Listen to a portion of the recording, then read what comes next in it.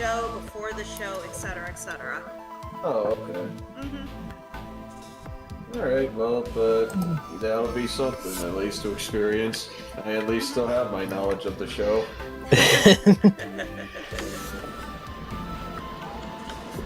I have some knowledge, I swear, I promise.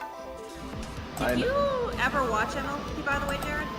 Yeah, I did, but I stopped around season 6 because I just kind of lost interest. Oh shit, you guys have watched more of it than I have then, because I got about halfway through season 6. I think the last season I technically stopped at was 5. Ah, gotcha. Oh. But that was the last consistently good season, though. I don't know, I think over time I'm just like, okay, now I've isolated all my hot takes about the show, I will unleash them whenever I can. Oh my god. Hey, I already did a taste of that in that one session of FF7 Remake that we did. Oh right, we did talk about MLP during that time, I forgot. Was that when I was there for or not? Because I legitimately don't remember this. You were there for it. I think I was just ranting about, like, either... It was... I think the rant that I did was the show went way too long and started introducing way too much shit. So, I think you also mentioned that it peaked too early. Yeah, pretty much. It peaked as well as they played their trump cards way too early. Right, so the much so that, Twilight thing, yeah. So much so that the show felt like they were just having to try and scramble together a plot or try to elongate itself so it could last through. So, but yeah, I feel like over time it's like, yeah, I got like things to say about MLP, and I know that people really like me talking about MLP for whatever reason, so I got some trump cards of my own to pull. Put all the cards on the table. Stream MLP tabletop game so Dean can bitch. Oh boy, I can bitch about a show made for children. Let's go. Yeah. Alright, I will become a full content creator now. Wait, Yeah. don't we redo that with Pokemon though?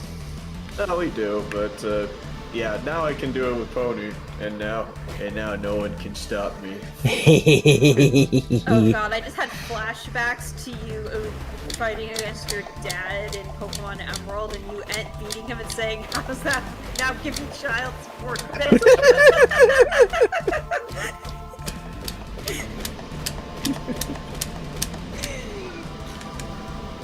That was so good. Yeah. Alright, just gonna mess This is what you get for listening to country music. Why did Bob break up with you? Oh, because you listen to country music, Dad. Oh my god. Jesus Christ. You were on a roll. Oh yeah, that was fun. But how you doing there, Cole? Things going well on your end? I am fan-fucking-tastic. Glad to hear. I had the weekend off. I worked for 2 days. I have off tomorrow. And my DMs have been quiet. Let's go. That sounds like a great day, honestly. Especially the DMs being quiet. That sounds great.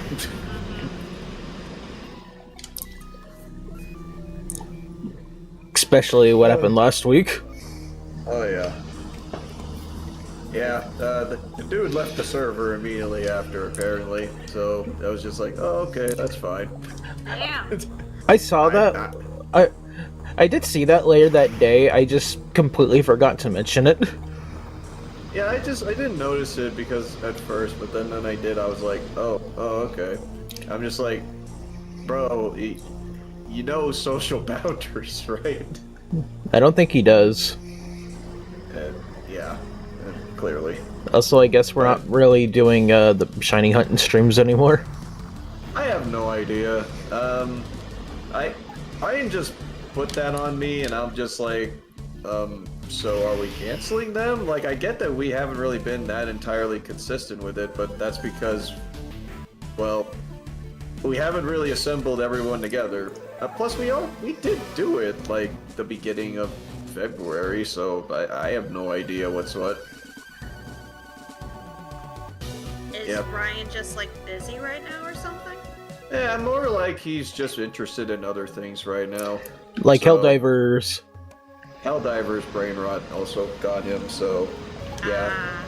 Usually like the times and where we would have like probably like did some shiny hunting, we were just caught up with like some other stuff that we have been playing, so yeah.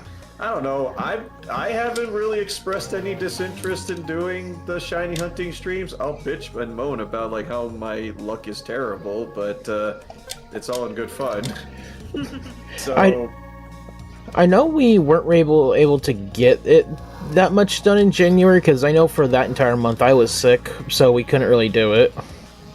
Yeah, you were sick that month, and it's like we were interested in we were doing other stuff back then, so it's just like I don't know where the whole we're just not doing them anymore. I'm just like, oh, okay. I don't know I don't think he said that we're outright canceling them. It just said that he wasn't going to be in it, which I'm also kind of like, I don't know. Did we do anything that necessarily indicated we don't want to do it anymore, or that he isn't welcome to be a part of it? So, I don't know. Yeah, I don't know. Oh well, I mean, if it comes to it, I'll just probably play more. Yeah, I'll just play more Leaf Green on those days then. Leaf Glen, let's go. Yeah, more Leaf Glen. We just unleash all the Glens. Glenette, Glen, Glean, Glean, Glen, Glenados I renamed someone. And I also have Fen Glen, so they're coming. There's a lot of Glens. And then we're beating up Geppetto. Yep. As all things should be. And my friend is playing Final Fantasy XIV. Okay, great, traitor. Oof. Yep. I said this to Shin and John the other night, but I might actually be roped into playing 14 here sometime. Oh no. And it's only because of one reason. Might I ask why? Well, this was mentioned, I think, during the Banjo-Tooie stream, but, Kate started playing that game on the Steam Deck. Oh yeah, I told her that. Oops. I only know that Final Fantasy XIV is playable on the Steam Deck because I knew some people that do play it on there. So the fact that Kate has a Steam Deck means that she can actually play Final Fantasy XIV. So, sorry. Whoops. Oh well, I mean, I've now have the opinion that 14 does indeed get good eventually, and the game's actually good and fine if you actually take your time with it, and not impatient like me. It just takes like 300 side quests for it to get good. Yeah, pretty much. You gotta go through the 80-hour tutorial, and then you'll be fine. Don't forget to do every single job because the game will 100% totally let you do that. Yeah, totally. Yep. And every job has a unique storyline. Yep. That's a lot of content. You are not stripped for content when it comes to 14, I swear. No, 100% not. Also, hi Neosite. How's it going? Pro tip as well, don't start as a healing class as your first go throughout a realm before. Lies. I will totally do that. I've Why? totally done that. What? I've done that. I don't want to recommend people to do that. Why do you... Okay, this has happened twice, I think, now. Why do you pick classes in games that you play with John and Shin where you just have a miserable time? I don't know. Because you played as a fighter in PSO2, and you had a terrible time with that. Look, okay, that one I decided upon because it's like, oh, I like kicking things. That sounds like fun. And then it's like, oh, you picked the worst class of the game. Like, what the fuck? cool, okay. And I picked healer for, like, most of A Realm Reborn, or all of A Realm Reborn, was because no one picked the healing classes in that. So it's like, okay, sure, I'll be a white mage, it's fine. I can make a joke by being the healer of the group. But, yeah, that was... And then I saw the way John plays. Is John a Leroy Jenkins? Yes. He pulls up to 3. Oh, poor soul. Yeah, and I have to... My heart was racing, but not because of the freaking, like, bosses and all the awesome Final Fantasy fan service that's in this game. No, it's because John just goes full on and then just pulls as much as possible, and his health drains in milliseconds. He doesn't even wait for you to cast Protect. No.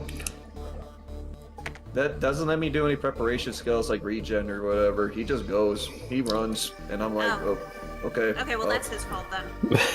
It's his fault, but he's the tank. If he dies, well, guess who's the next person they'll fight?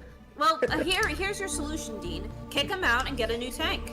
Problem solved. Sure, I'll take out John. Okay, John, bye. Hi, John. Bye, John. Bye, John. Get the fuck as healer, we have a lot of responsibility. We are in charge of who lives and who dies, and then at a certain point, we become like one of the better DPSs. So, yeah, being healer was something, especially for the entirety of Final Fantasy XIV's A Realm Reborn. But hey, I traded classes after a certain event in Heaven's Sword, so I'm having a good time. That's good. Yeah. I hate to admit it, but it's like I came around to 14. It took 90 hours, but I came around to the game, so yeah. It only took a long time. I won't take back what I said. I'm not asking you to. Yeah, I will never take back what I said about 14. I stand by. That is a hell of an experience of a game. But when it gets good, it's fucking great. Final Fantasy XIV is a mediocre MMO with fantastic expansion packs. There, I said it. That is exactly what it is. So. Like, Yeah. I had a fan-fucking great time with FF14 when I played it, but I think a lot of it was because the group I was with had great synergy at the time. Yeah. I mean, I'm not gonna say that John and Shin weren't good company, because they were. It's just that because of the class I was playing as, because of what that class entails you to do, and you have to constantly keep thinking and watching over your team. Yeah, that was a lot to put on someone. So, yeah. Especially when you have a tank that literally just decides, yeah, I'm just gonna charge right in and heal me. Okay. Great. I'll take the mantle of healer eventually. I just want the better class when that comes out.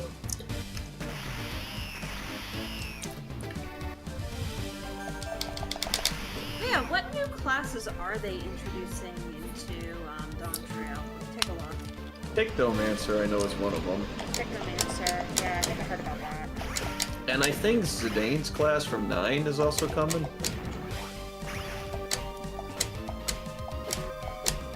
If you're familiar with Zidane from 9. No, unfortunately I'm not. I still really want to try the dancer if I ever get back to it. I want to try that too. Or Monk. That'd be fun. I want to kick things. Are you punching 17 there, Jared? Is that 17? Yeah, that's 17. Because he's a Okay. boss for this area. Okay. So we're just taking on the androids now? Yep. We're stalling for time. Shit, I don't have any healing items. Hey, you got that autograph from Hercule. Yeah, let's go! #1 fan. I'm so glad Hercule noticed me. Hercule Senpai!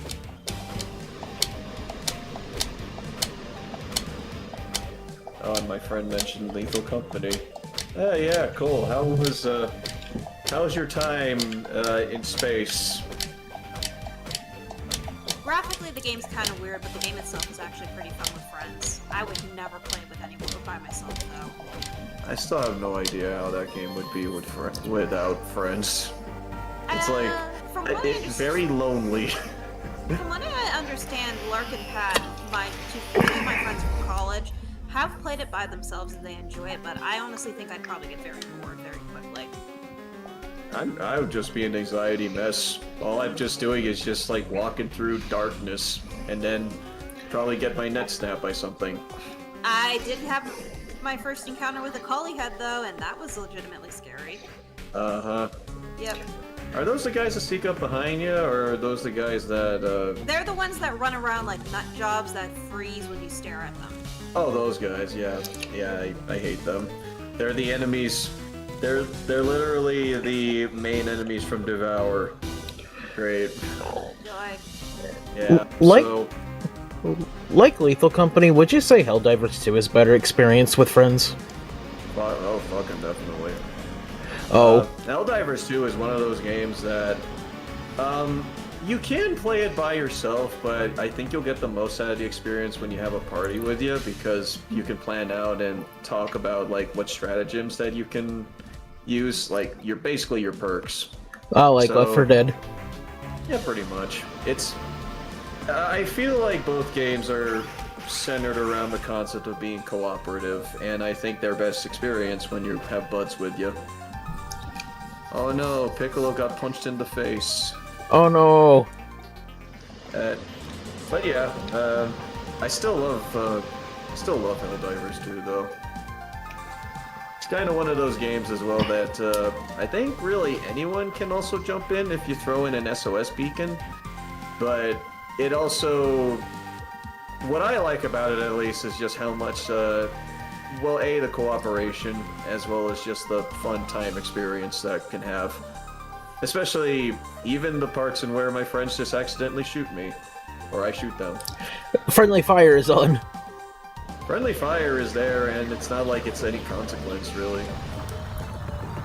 It's not like the game penalizes you for it. It's just the only thing that you have to deal with is your friend bitching that you got them killed. It's like those times way back then when we had a friendly fire on Halo. Oh yeah. That reminds me of those Halo vibes, actually. Oh, that's fun. Yep. Yep, good game. I love Helldivers 2.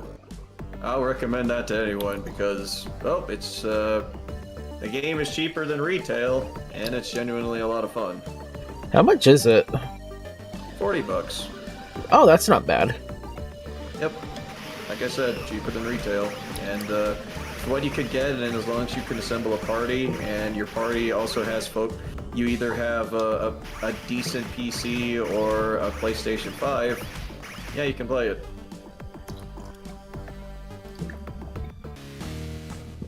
It might be a bit of...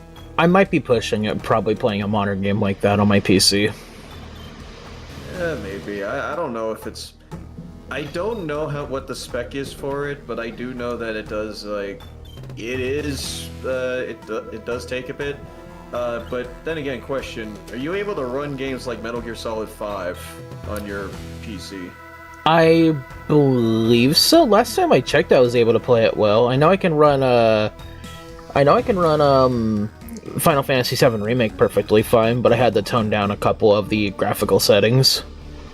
You might be able to run the game okay then, because Helldivers 2 is basically Metal Gear Solid 5 in terms of gameplay. Only fun. MGS 5 isn't fun? The story isn't. Well, yeah, but... Fair enough. I'll stand by the gameplay. Yeah, if you want just the gameplay of 5, only with a lot more patriotism injected into it, then yes, you'll like Helldivers 2 just fine. Oh, they removed tech points from Final Fantasy 14. I didn't know that. Yeah, that was what surprised me when I saw older screenshots from 14. There was like a third bar that said TP on it. Yeah, those were like for tech points, like for characters like Ranger, Mechanist, etc., etc. Yeah, so I didn't see that when I was Mechanist, so... I wonder if they changed it now to just being more... I wonder if they changed it so that way skills are just always on... are just on cooldown then. I'm guessing so, because I know I had to rely on that or plan ahead when I was playing as machinist, so...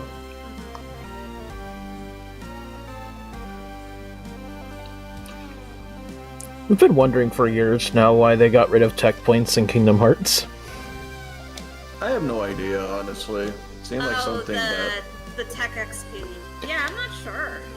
Yeah, because I don't think it's really that bad to have, but It's like it was bonus experience for knowing how to play the game. Yeah, countering your enemies and stuff, and actually encourage guarding. So that's something I didn't do in 2. So What is guard button? what's the guard button? All I know is attack. The guard button doesn't exist unless you play critical mode. Unless you play the harder difficulties in Kingdom Hearts. In which case, that's your only friend.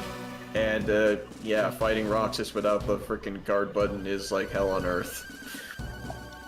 So is Zoldan. Oh yeah, Zoldan especially.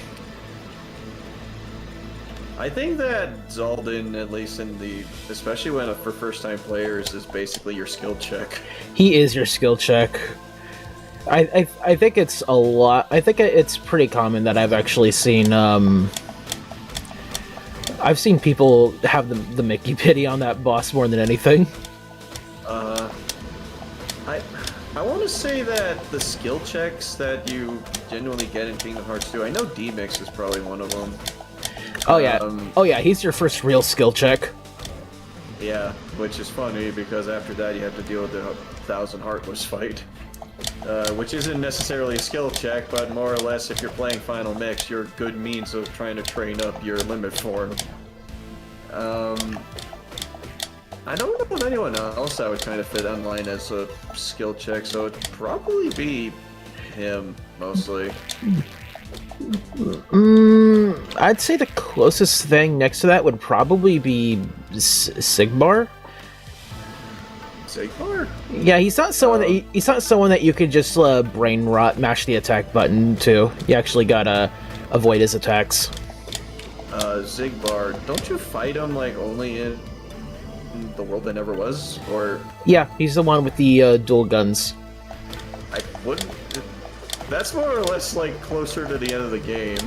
So... Yeah, but still, unlike unlike a lot of the other bosses in the game, you can't like brain rot press the attack button to win. Yeah, I get you. Oh, what version of 14 were you playing with John and Shin anyway? The one I was playing.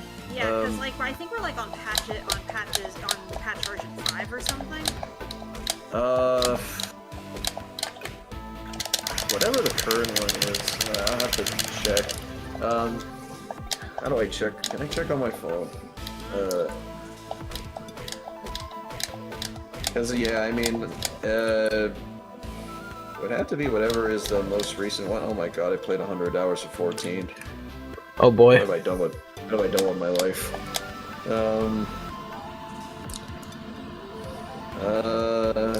Let's see.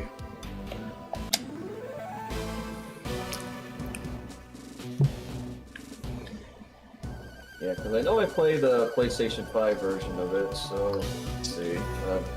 What version of FF14 is on PS5?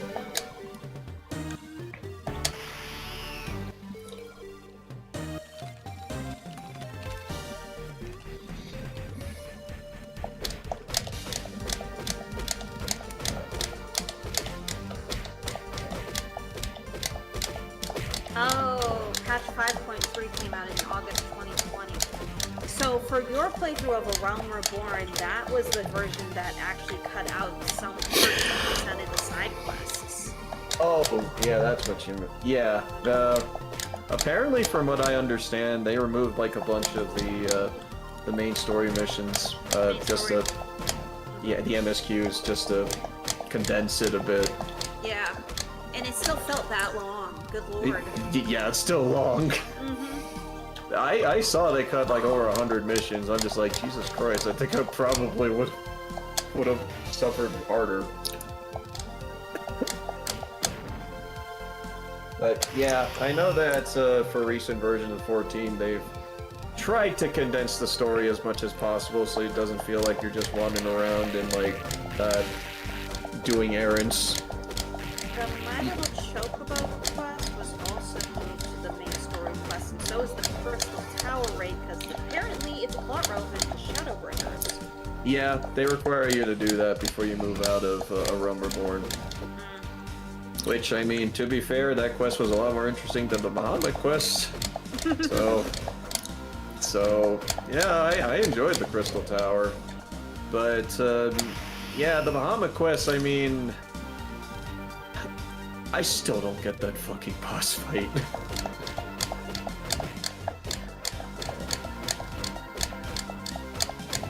I'm still surprised that they made that required, but then again, because Alice doesn't even join back in the party for a while anyways.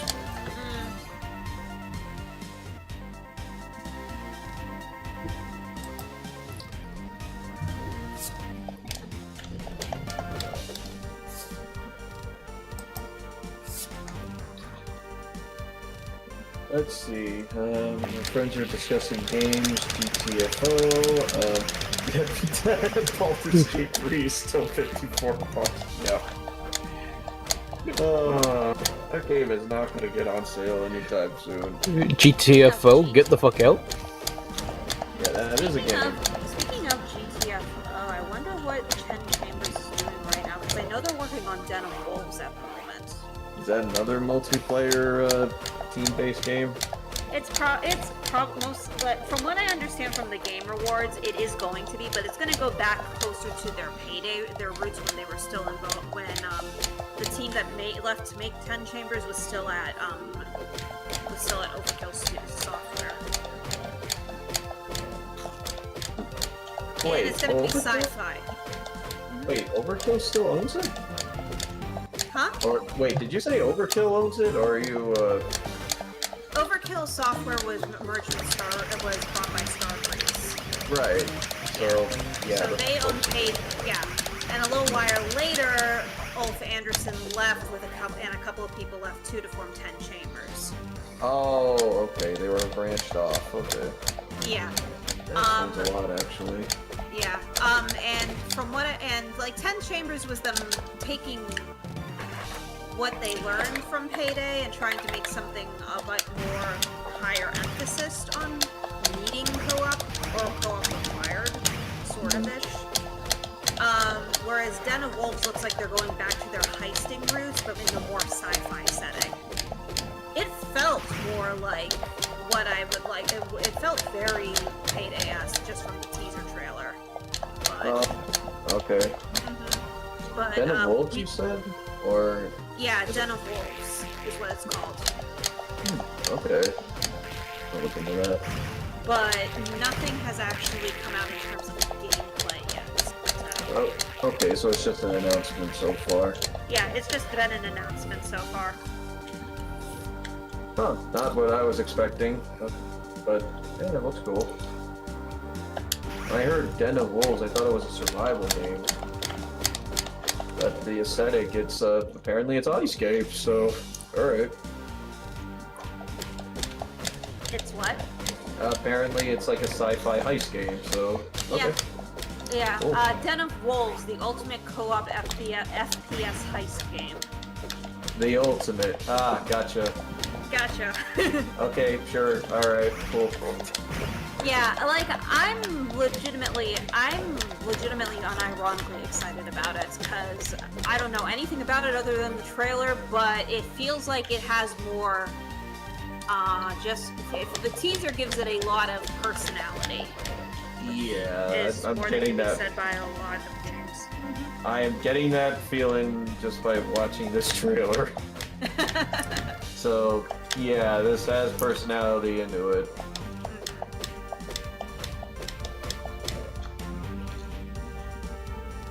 Yeah, I guess while I'm at it, I'll download this. Why not?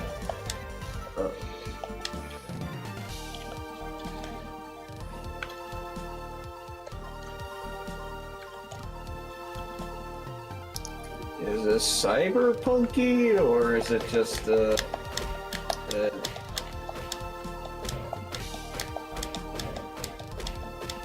It looks like it's a cyberpunk or sci-fi heist game. It has the aesthetic of one. Yeah. That's what it reminds me of. And now suddenly I want to have a heist game set in Night City. I'm honestly surprised they didn't have something like that for it, but because it would have seemed only natural for that to happen, honestly.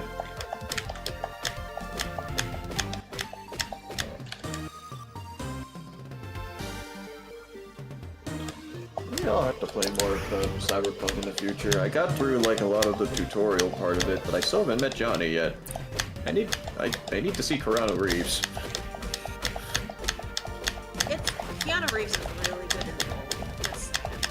Oh yeah, I've heard great things, especially when Keanu appears. So I'll look forward to that when that comes. Wait, didn't they have like an update for the game again? Or I don't know if they had that DLC that came out yet. Oh, Phantom Liberty already came out, and from what I've heard, it was really good. Yeah, I think that was like, hey, it's the ideal case of Cyberpunk that we've been waiting for. That got everyone to come back.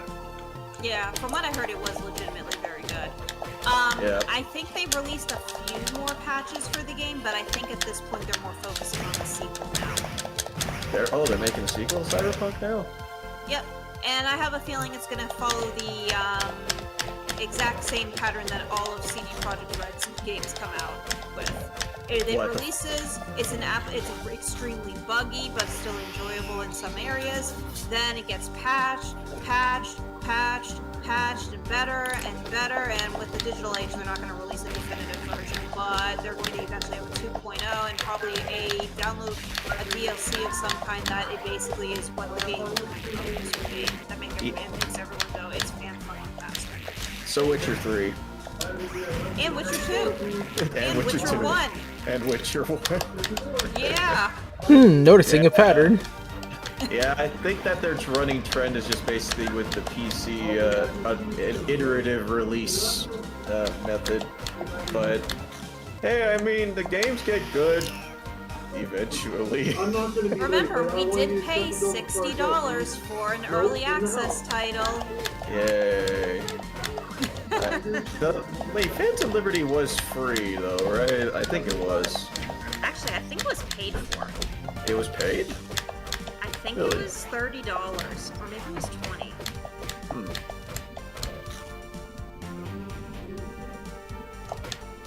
Yeah, if it was free, then that'd be amazing, but yeah, and still, it being paid for. The only thing that I still miss out of Cyberpunk is that I really wish they did add a third-person toggle for it. One thing I do legitimately like that, yeah, I want the third-person toggle as well. One thing I legitimately like, though, that the game added in, is that you can now change your appearance at your mirror in your apartment. Oh yeah. Like, I've changed my hairstyle at least 3 or 4 times just because aesthetic. Yeah, I've done the same thing. And I like, think they also made the significant change in where the clothes that you wear don't affect your armor. So yeah, I am extremely happy about that. They also don't have a weird-ass green tinge on them anymore. Yep, so it's cyberpunky. No, it looks weird.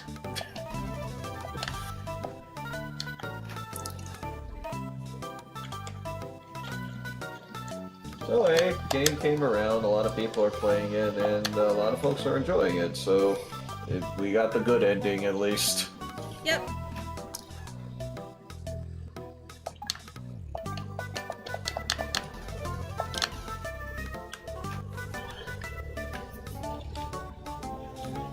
Okay. Huh.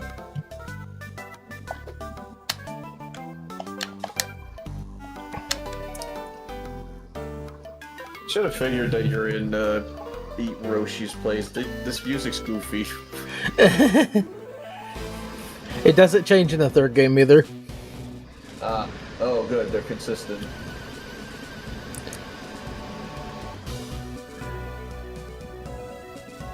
Let's pick up some healing items. I forgot, was there any other games that's supposed to come out this year that was supposed to be really good? I think the only game that I got out of recent memory was, well, as soon as it actually arrives in the fucking mail, Final Fantasy VII Rebirth.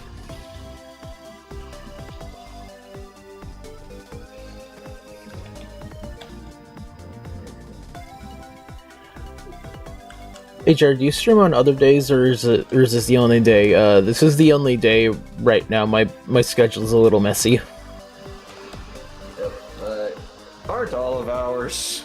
Yeah. What's a schedule? Yeah. Between free time. Between the stuff I do with you, Kate, and Shin and John, I hardly have a schedule. Oh shit, we should see if Kate wants to join us for comments. Yeah, if she's interested, it should be fun. I don't. That really depends on how long it goes, since she usually beds down around 8:30 my time. Yeah. Oh right, yeah, that's something to consider as well. Yeah, I think her limit is around midnight anyways, so. Yeah, she goes to bed like when we are usually still up. Yeah. Mm-hmm. Gotta get up Mine is early. just basically, I'm just basically, yep, I'll sleep and I'll be fine in the morning. Maybe. Why is she only giving you one cookie at a time? Yeah. I don't know. Give me the whole batch, lady. Yay. She has to really, I guess space out the cookies? I don't fucking know. This is like crafting in New Horizons. Yeah, pretty much. I like how every single time Vegeta's happy to receive cookies. What? Is there no limit to how many cookies you can get from her? I think 99 is the limit. So, Yep, we got 99. 19. Infinite Cool. healing items. I normally, like, normal people make, like, cookies, like, at least a dozen or more at a time. I don't think that you're supposed to, like, just have it individually.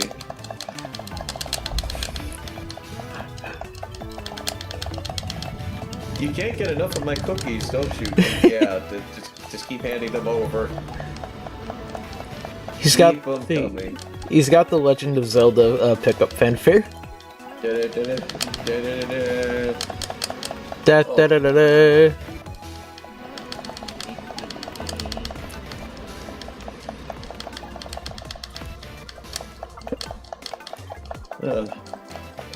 You got a cookie. Cool, I didn't know that. How much cookies do I have? I have 34.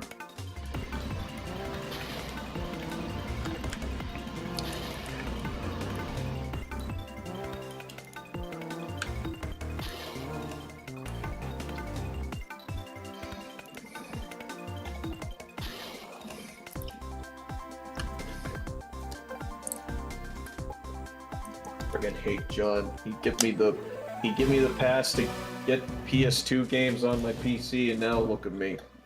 Telling me PS2 games on my PC. Fuck. But I got Dairy Queen 8, I got Dual Hearts, I got Artanelico, I got the super expensive fucking horror game. Goddamn. What's the super expensive fucking horror game? The better question is which one.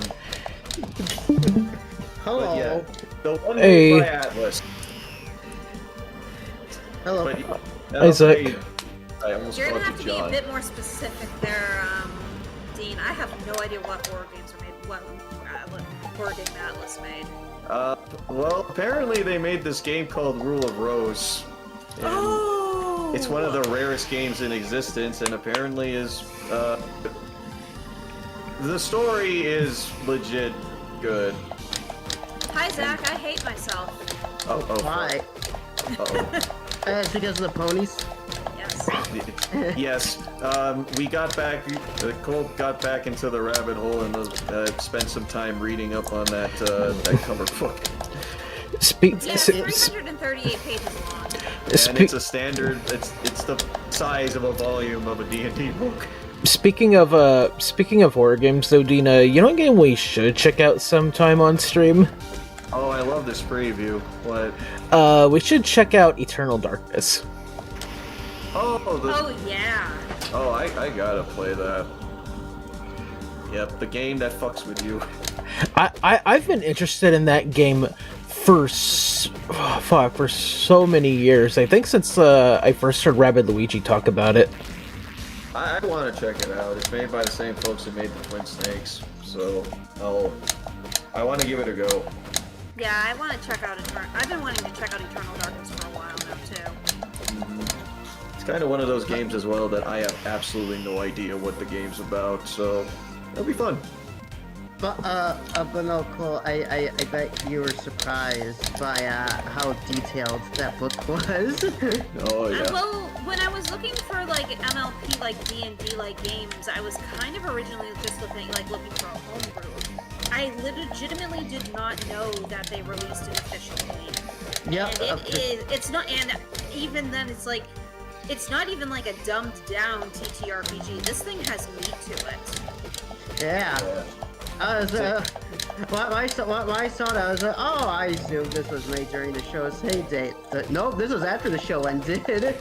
Yeah, that was the surprising thing to learn. I genuinely thought that this was just made at, like, some fan made it, because there have been fan works related to it, and they've existed before, so the fact that this was actually legit is surprising, very. Yeah, then I found out, then I remembered, oh, it's Renegade, and then I was like, oh, Renegade Game Studios. Oh, they're the Vampire the Masquerade and Hunter the Reckoning people. And I have the book for Vampire the Masquerade. That shit's dense as fuck. And I'm aware of those, the content in those ones so much that they made a game for it. So yeah, it's bulky. And I was already made aware of this LP D&D game because a few months ago, Logan talked about it on a server, and I was friend Colin bought it, and Logan was like, "So, is anyone interested in this?" Yeah. Yeah. Cole raised his hand. Yeah. So yeah, apparently there's a high effort, high budget, officially made D&D MLP book, which is very interesting to hear. It also even has expansions, so... Yeah, there's a Changeling expansion that I was looking at. There's an individual module that has, like, I think a short campaign that can be played. The Changeling expansion also includes another module in it as well, and apparently they're making another one right now too. Jeez. They're still making stuff for it? Yeah. I'm shocked. Also, hey there, Judd. How's it going? Hey, Judd.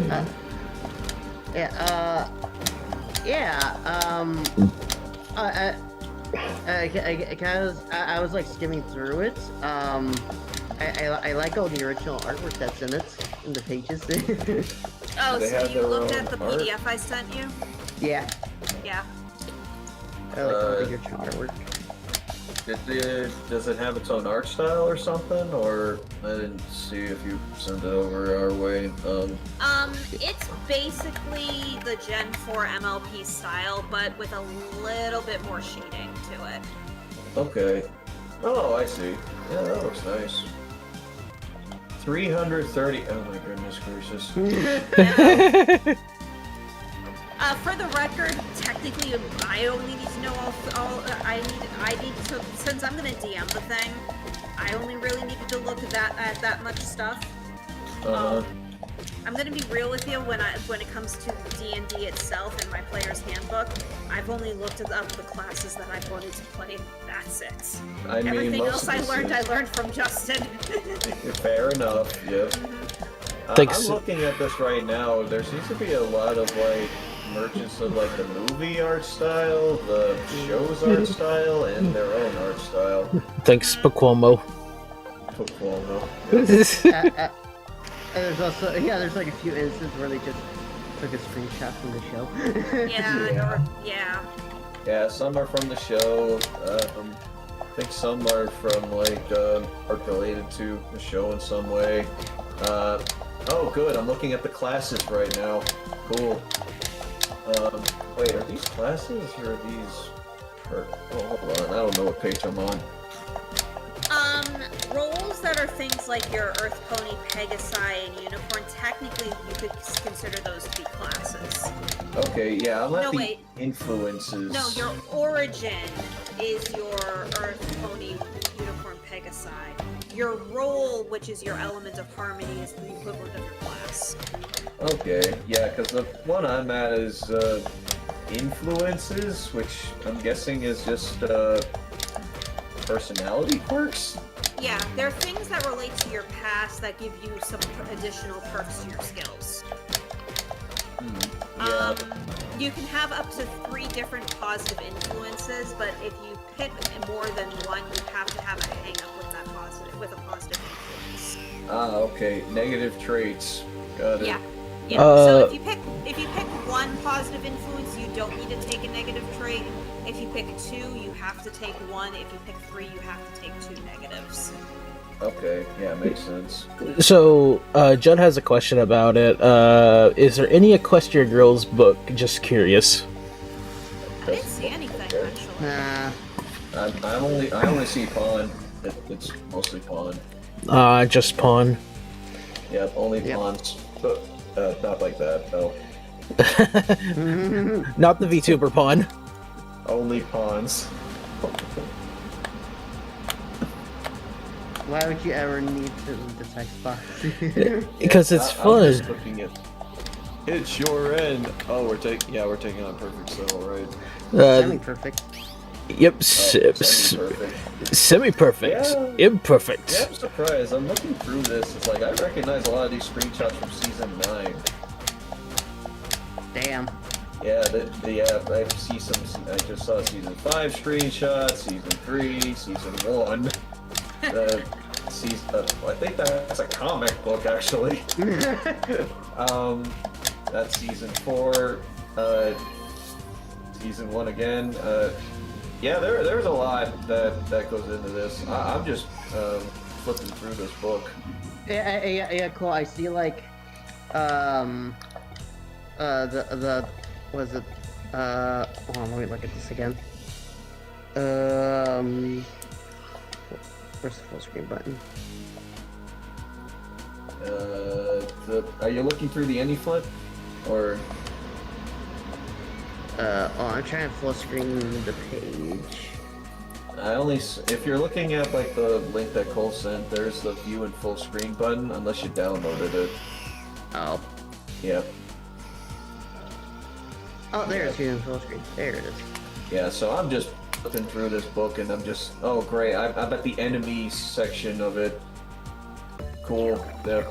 Damn it, Cole, why am I getting into this? I don't know. Because you liked MLP in the past, this is something you're familiar with, but also something new at the same time. I did? What? What? Oh, You did! news to me. All right, Corey, I remember what I was gonna say. I was looking at like, tables of contents. So, friends and foes, and I love how legit the only characters it name drops is Celestia and Luna and Nightmare Moon. Get fucked, I'm Vegeta. just looking through this and it's like, oh shit. There's a... Yeah, they went the whole 9 yards for this one. I recognize a lot of this shit from like all the various seasons of the show. Yeah, and truth be told, the level of quality for this actually does make me legitimately want to play it more. or at least DM like a thing or two for you guys for it. Yeah, we can try it. Wow. I'm looking at the Princess Luna segment. It's from season 1.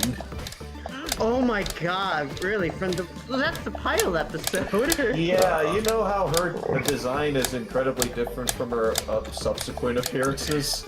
Yeah. They used the one after she got reformed, basically. So, yeah, I don't know. That just seems a little weird to me. Yeah, I see a lot of the OCs as well. Even a lot of the Make-A-Wish ponies, made it in here in some way, shape, or form. Yep.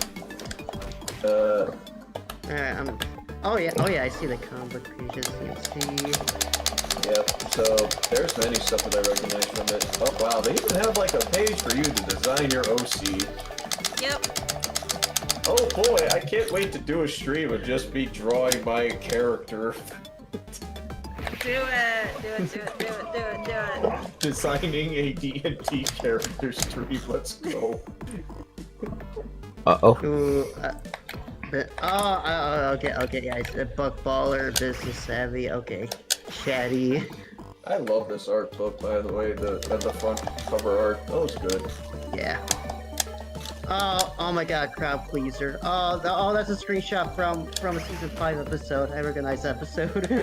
Yeah. Oh. Yep, there's a lot of things that they put in there, so... But hey, good shit, so... Oh my god, they used the one Spitfire screenshot to for Intense from season 3. That's an Academy record. Yeah. The serious look that she's got, I love her. Wow, that's like the second Light and Dust picture I've seen. Yeah, I'm impressed by the amount of like stuff that they have for at least in this level of quality. Did someone bring this up to you, Cole, or you just found it?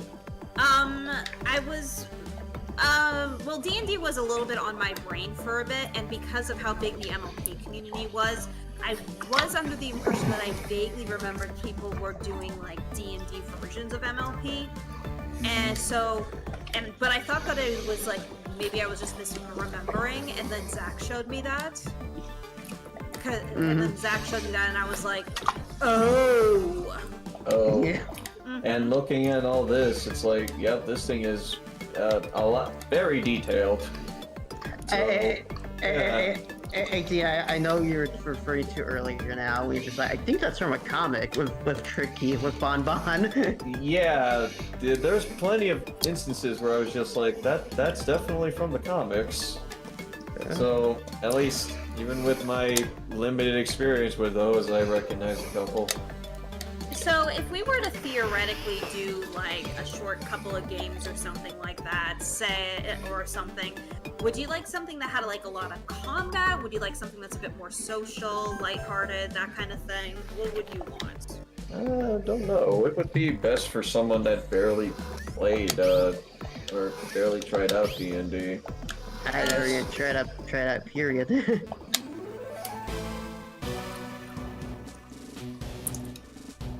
So I don't know how to answer that, to be honest, because I kind of just fell into it. Well, just throw us in there and we'll see how things go.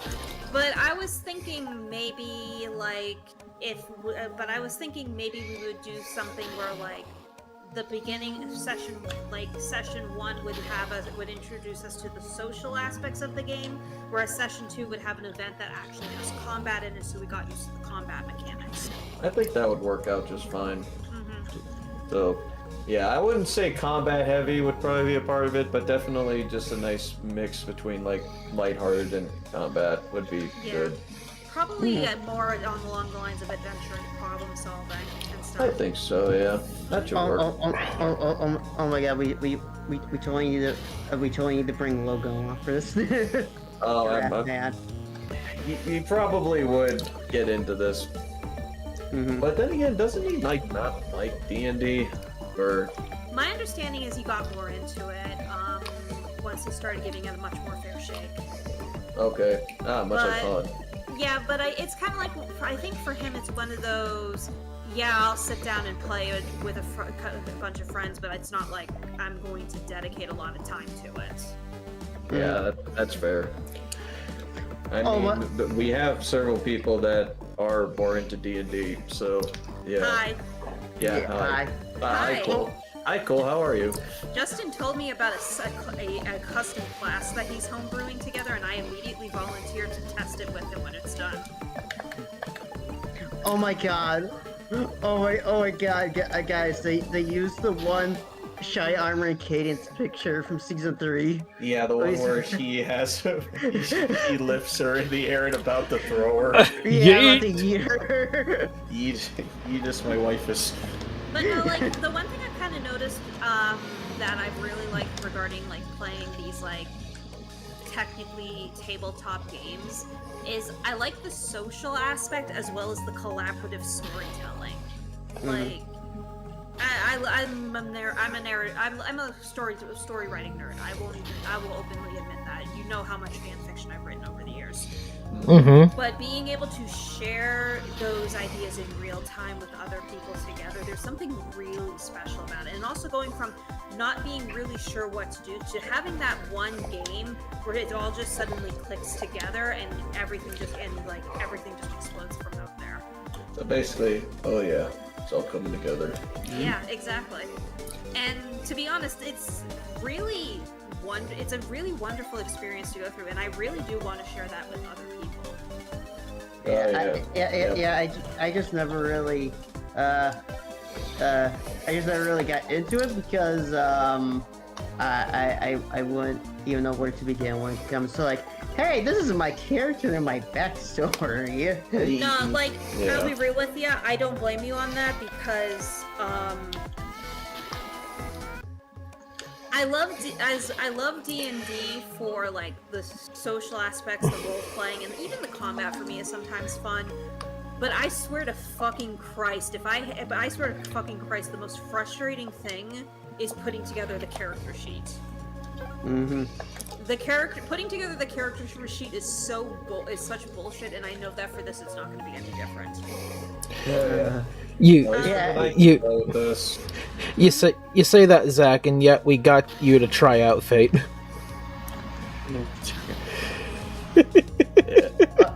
I mean like my own original character. Yeah. Well, one thing that's helped me when it comes to D&D, is I'd come up with a concept for something, like let's use Carlos from the current game that I'm playing. Okay. Because I was really into Lies of P at the time, my thought process was it would be really cool to play a Pinocchio-like character, an actual robot boy. And then I looked through, like, D&D's available classes and remembered there is literally a robot race called the Warforged that would fit that.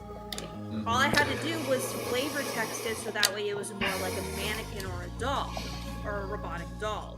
I pitched it to Justin, he loved the idea, and we went from there. I was actually Understandable. about to suggest the same thing, Cole, because I actually have an outfit design for my VTuber that I wanted to brainstorm for, which I'm still having that on the back burner for a bit because it's a bit complicated. But the first thing I thought of for it was have an idea, like a theme behind it, and then designing around that theme. Yeah, exactly. Mm-hmm.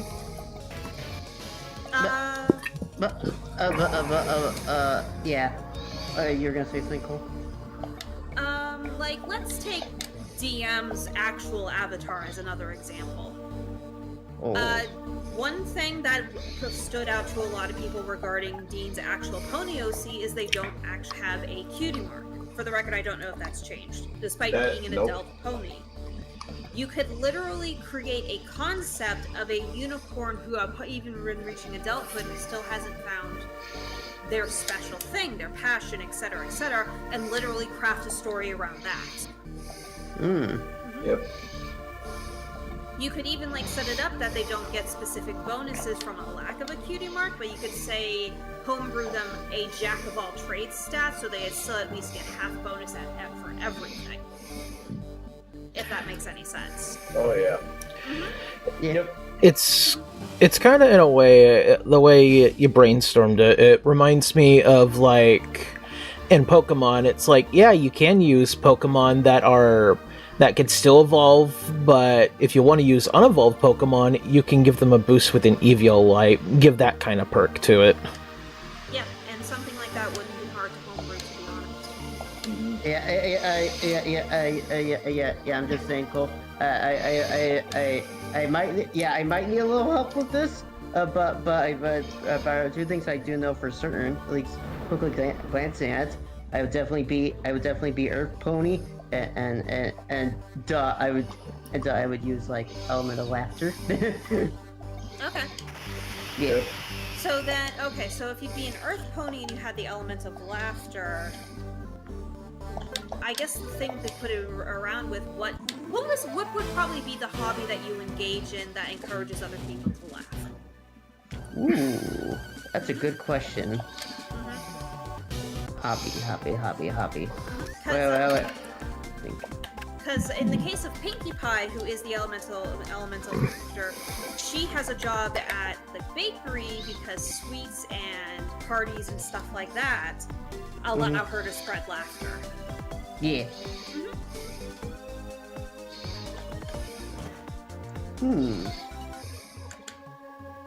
This is where you bring your thinking parts into it. Yeah. I am literally having like okay, we'll try like playing Pinkie Pie in that season 1 episode. That's me with that on right now. Oh yeah, your brain dying. Yeah. Dying, yeah. Well, I can just say the Starlight looks adorable with Trixie's hat on. Oh yeah, looks nice. Now, obviously, this isn't something we need to figure out tonight. It's just like, since that's the conversation, I figured we might as well just go ahead and go in that direction. Yeah. Mm-hmm. So, I'd be interested in definitely trying it out, just because, I mean, I haven't really had much experience with D&D, but that doesn't mean I'm not willing to try it. So. Yeah, one thing I did also notice in terms of dice rolls and stuff like that, the game isn't exactly like D&D. Like, in D&D, your skill, like, when you roll, like, a d20, your skills, you basically take, like, say, the number on the d20 and add whatever number your skill is in and stuff like that. Instead, in this game, the number that's your skill actually determines what secondary dice you roll on top of that d20.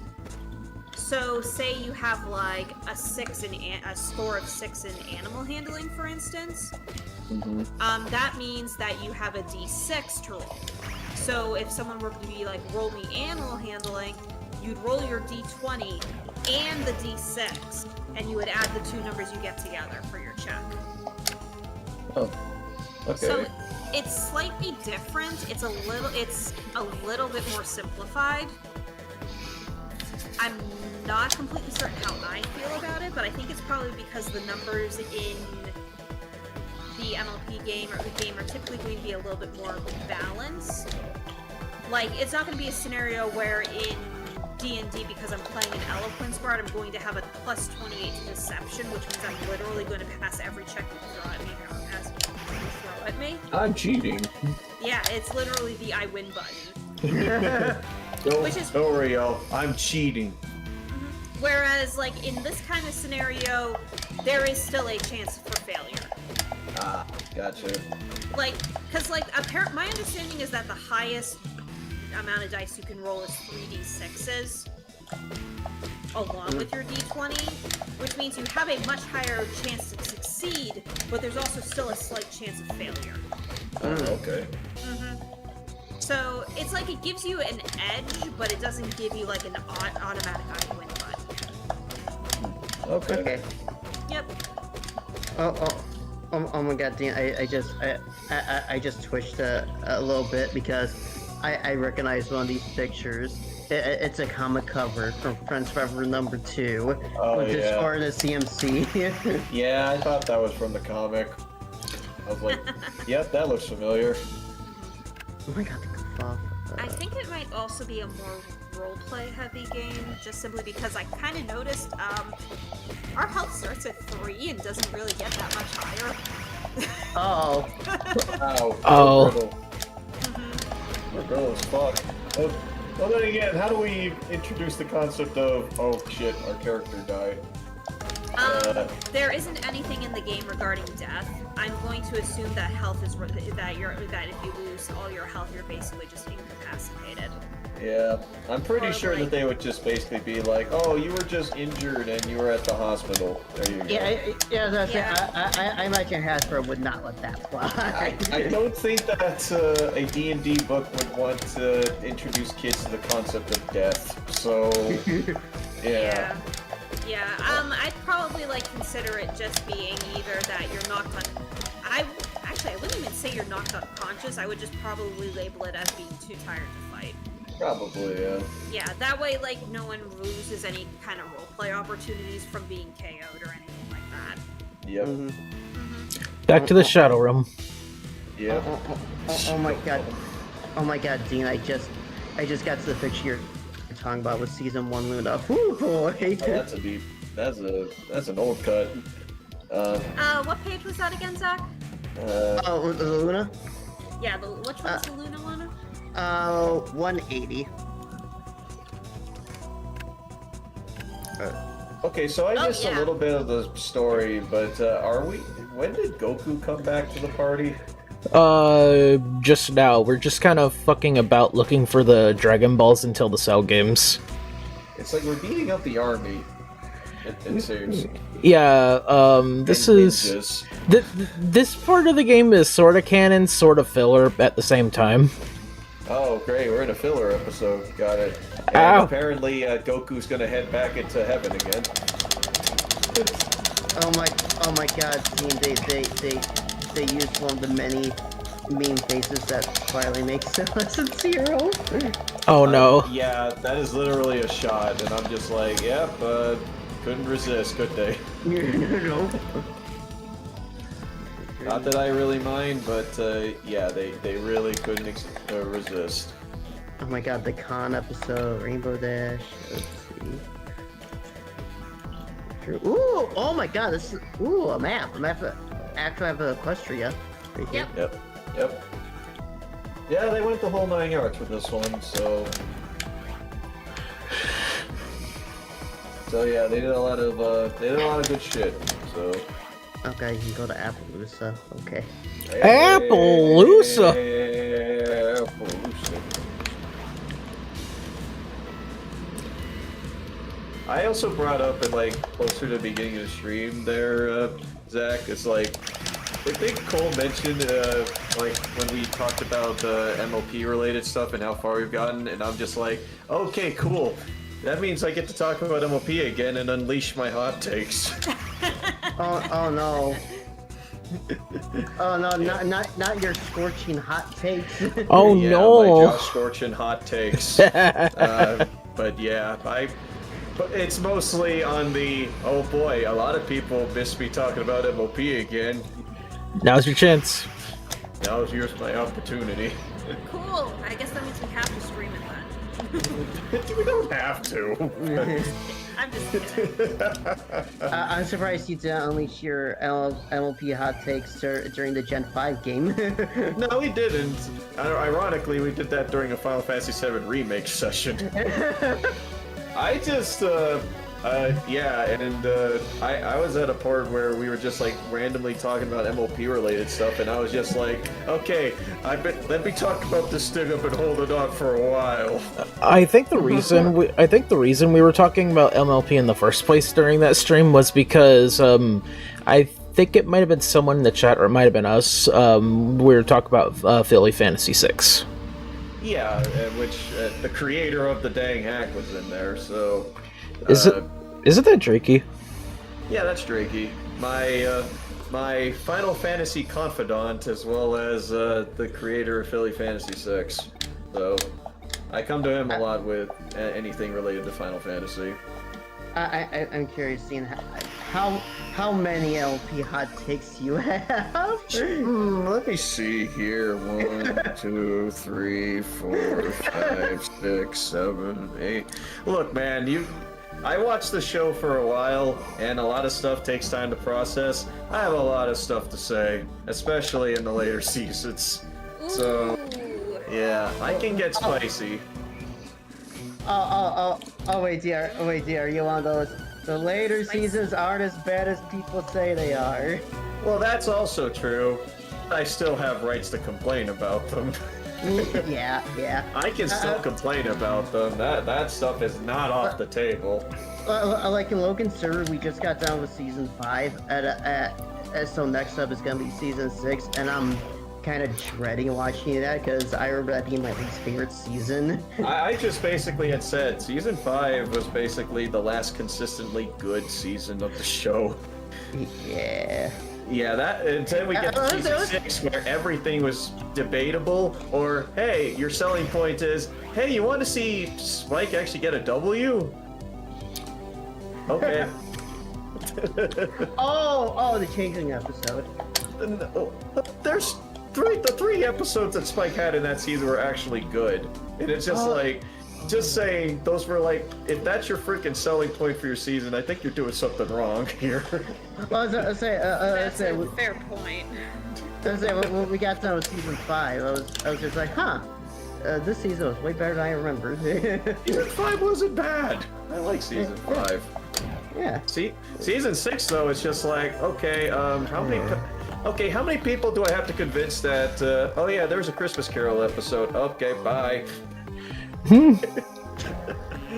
It's like, Jesus. Season 6 had so many of the episodes where I was just basically like, okay, how hard do I have to convince people that there are some decent episodes in this season? Okay. Like funny enough, I actually did end up liking the finale of it. The finale is not bad. It's basically, hey, you guys want a Suicide Squad of basically MLP villain characters trying to save the heroes? That's basically what it is. Hey, it's the better Suicide Squad.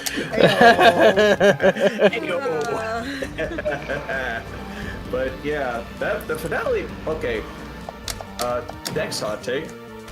That was the last consistently good season finale. I remember this because season 7 was the last full season I watched. That finale was bad. Seven's wasn't good. I dislike 8's, and 9 is okay at best. So mostly because I feel like it dropped off, especially with one twist, then the other twist, and then it just kind of ended. Do you consider like the finale of that season to be like a like 3-parter because the 3rd part is like kind of an epilogue? I kind of just viewed the final episode as its own separate thing because it's just like, oh, you could place this anywhere and really, yeah, it's still a good finale of the show. It's not connected to the season 9 actual finale in any way. At least I personally feel. It's like, meanwhile, the premieres, on the other hand, have always been kind of hit and miss. Yeah, I'm really tempted to just rewatch the rest of the show now, just because I feel like my brain that feels the need to have an opinion about everything feels like it needs to have an opinion about this. But I don't have one because I haven't seen it. Yeah, just go ahead and watch. How much you got left? I mean, what, you got seasons 6 through 9, was it? Half of season 6 through 9. Because I think Zach and I watched half of season 6, and then we were like, break time. But it's been so fucking long, I'm probably just gonna start from scratch. Yeah, go right ahead. I will say though, season 7's good, so I love that season. But... okay. This is kind of my hot take. I guess kind of my hot take. I'm not sure if you'll feel about this now, but after like rewatching season 5, I'm just like, season 5 finale isn't that good. I need to watch it again because I go back and forth on whether I like it or not. I just find it like meanders a lot throughout most of it.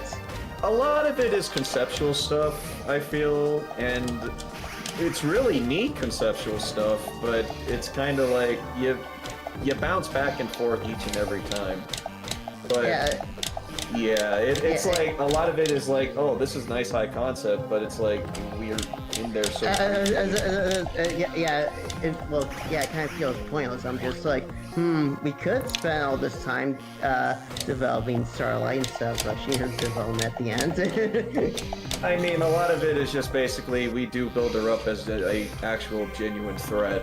But the thing is that, look, I understand friendship, especially when it breaks, is kind of sucks, but I don't think I'm going to become a complete and utter villain that wants to destroy the entire planet over one plan that failed. I don't know, man. I was making jokes about this with Logan. I was just like, wow, guys, you forgave Starlight way quicker than you did Discord, huh? Yeah, I mean, Discord, you had to put a fucking leash on. Yeah. Even then, he wasn't entirely, like, friend. Oh yeah, I actually did unleash a hot take on, related to Discord during that stream. Oh. Yeah. What, do you want me to say it, or...? Sure. What? Oh, they use Discord way too fucking much. Discord peaked at season, 3. Oh, season 3, ow. Yeah, after that, I didn't like Discord as much. So, like, season 4, he was an asshole. Season 5, he was an asshole. Oh, you know what? Season 6, he was a bro. And an asshole. I remember playing off the D&D episode. Yeah. The only time I actually... too much of a good thing. That's the thing. I don't know. I don't remember what the trope is, but it's like, you know, when they introduce a fan favorite character, and then they constantly use him or try to involve him as much as possible. I know what trope you're talking about. I don't remember what it's called either, but I know what you're talking about. Yeah, that's Discord to me. So it's just like he was great in season 2. He was great in 3. But after that, they just kept using him so goddamn much. And I just wanted him to go. Hooray for pandering. Yeah. I know they reached what was it? Him as most. I remember him. I haven't seen the episode, but I know him as most disliked. It has to do with certain season 7 episode. Oh god, which one?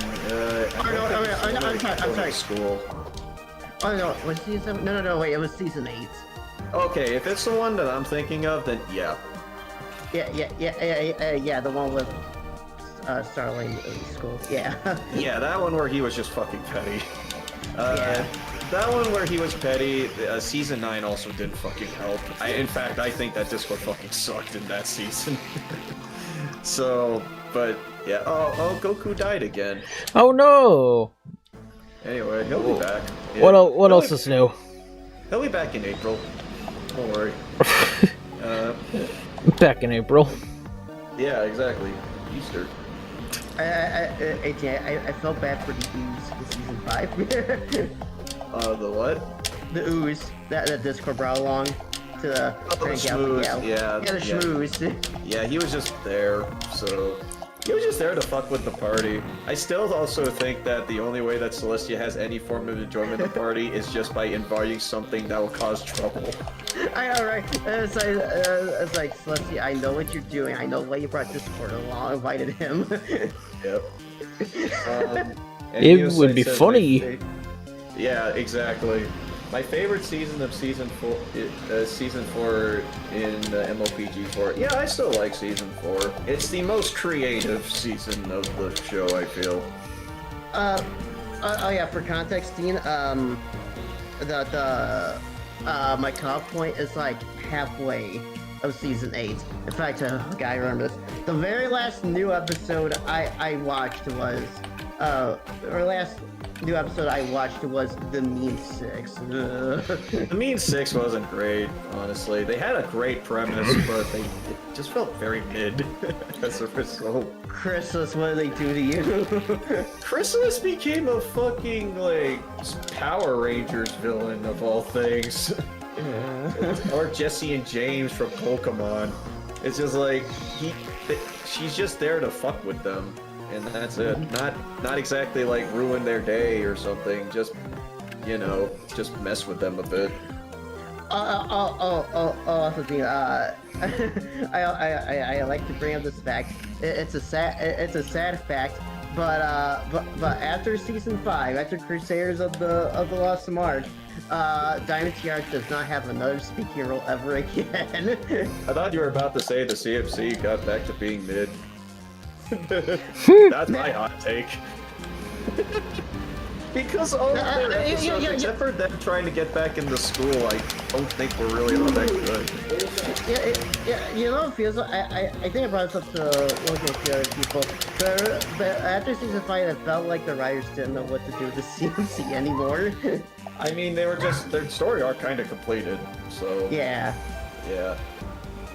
I'm glad I'm telling this so Cole, I don't think, finished most of the show, so... Oh, I Yeah. completely tuned everything out, so don't worry Good. about it. Okay, cool. Alright, let me express some other hot takes for it. Ooh, hot takes! I don't think this would be the right time to do so. Then again, I might be ran out of my own freaking live stream if I even said half of this shit. But, oh well. I don't know. I find it fun. Former Brony gives MLP hot takes. Honestly, one of my favorite things about it is just like because the show I'm so distant from the show at this point. It's just like, okay, cool. I can say some shit about it now. For the record, since I didn't see them all the way through, did you thoroughly enjoy seasons 8 and 9? Eh. Oh, they're just eh. 8 especially was eh. I felt like that was bottom tier, but because the show, I couldn't. If you tried to ask me about like any episode that I would say, oh yeah, that's a 10 out of 10, like fucking fantastic episode. I don't know. I don't think I really had any episode I would rise above an 8 out of 10, really. So most of those episodes are either okay or not that good.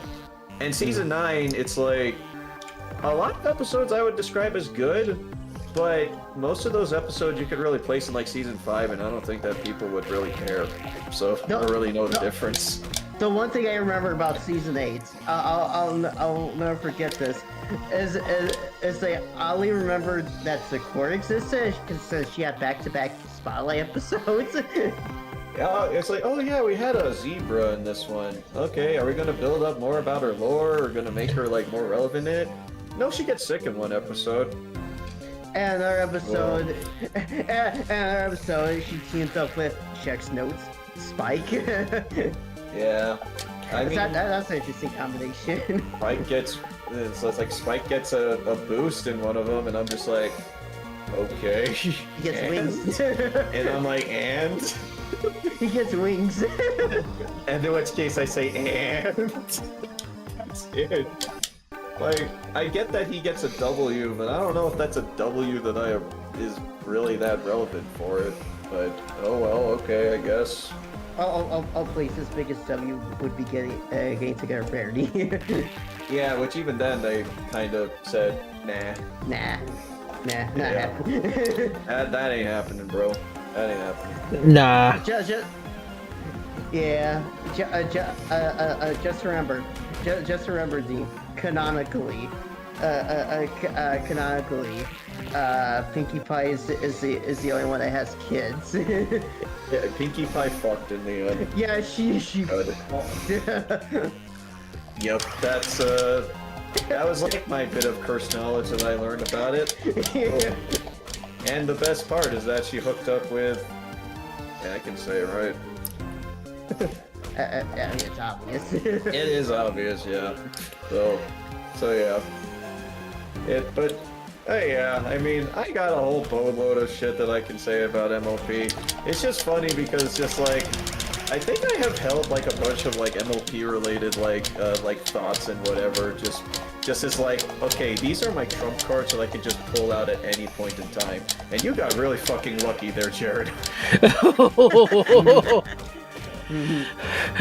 Lurking through the pain. Yeah, you leveled up right on time. But you don't actually kind of find those Gene. We used to make the jokes all the time from way back in the day. How, oh boy, a Spike episode. I bet this one's gonna suck. But yeah, I want to say starting with season 4, they started to get really better. They got better, yeah. Yeah, that's The thing is that they just got better. Yeah. Later on in the show, ironically, those episodes did get better, while most episodes started getting worse. Yeah. I think that season 9 actually did have the first Rarity episode I was just kind of on. So, yeah. So, yeah, God, I even still remember the premise of that one. Jesus Christ. Because it was the episode in where, oh god, Spike had a new friend and Rarity starts feeling neglected. And I'm just like, okay. Yeah, that was a weird premise.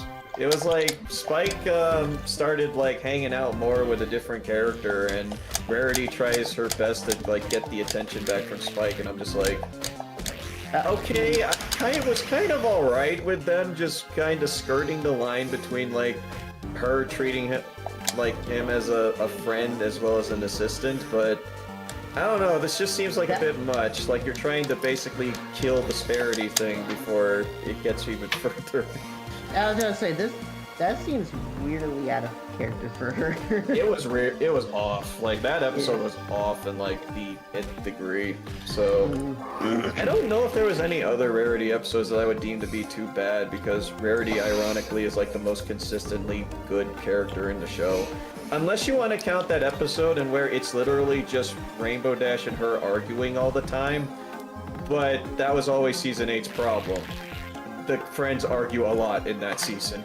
A cool question, Dina. What is season 8 your least favorite season then?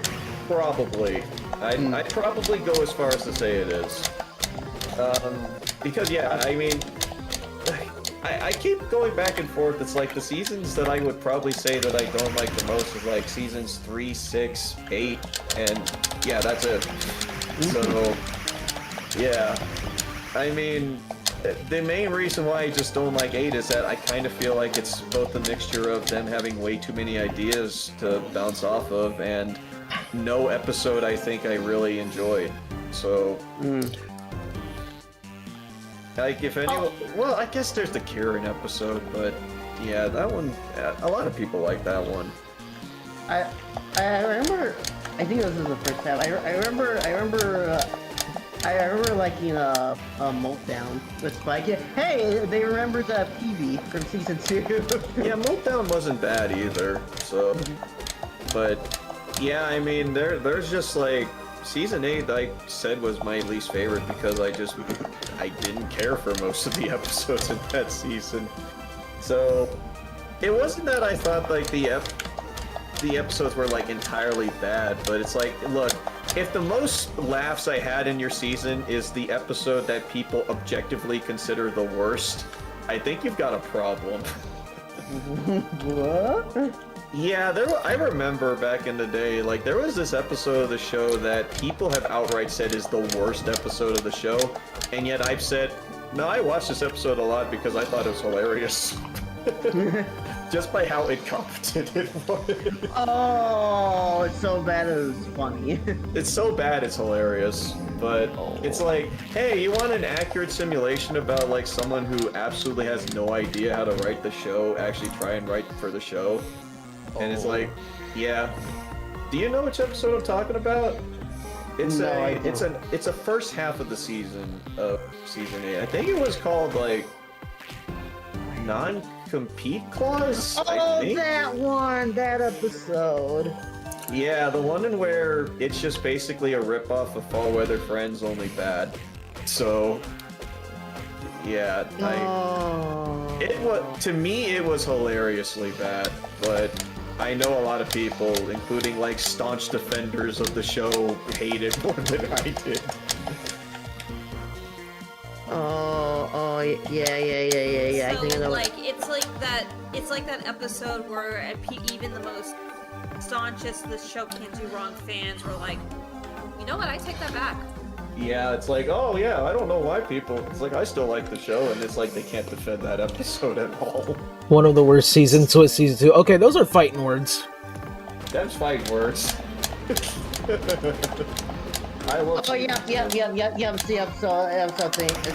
thinking about. Oh yeah, we're Rainbow Dash Champion Jack Victor the whole time.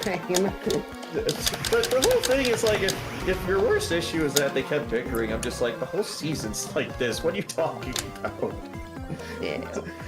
A lot of episodes is centered around people having a disagreement. Even the best episode of season 8 is two of the characters bickering. Just like, most of season 8's conflict is friends like arguing with each other. It's kind of a thing. Even the pairing of Starlight and Trixie couldn't escape from that. I'm looking at the first half of season 8. Again, I'm just, oh what? There's a few I remember liking. Like I remember liking the parent map. Yeah, that one wasn't bad. Yeah. Okay. No, go ahead. Oh no, I was gonna say, oh god, I completely forgot there was an episode. Thanks guys. I could have forgot there was an episode called Creating's Gone Wild. Oh my god.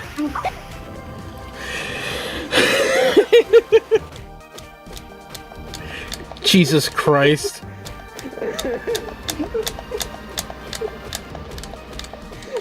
I think Dean just remembered this. Oh yeah. I forgot about that. I forgot that was a title, and I died briefly. So thanks. That was something. Yeah, I remember being a funny episode. Yeah. I have to check back on like a bunch of episodes because I think that I could just comment like some of them just being like, yeah, they were fine. I don't think there was anything that I really like said. Okay, did we have any episodes that I really liked out of this season that really stood above the rest? But, yeah. I just know there's some, I can say a lot of shit that comes out with the MOP, so. Oh right, I completely forgot about the episode where Fluttershy goes into multiple personalities of a fake it till you make it. That was fucking weird. Yeah. That episode was fucking weird. Like, the premise was fine, but... What? I don't even know if they understood what the fuck was going on with that one.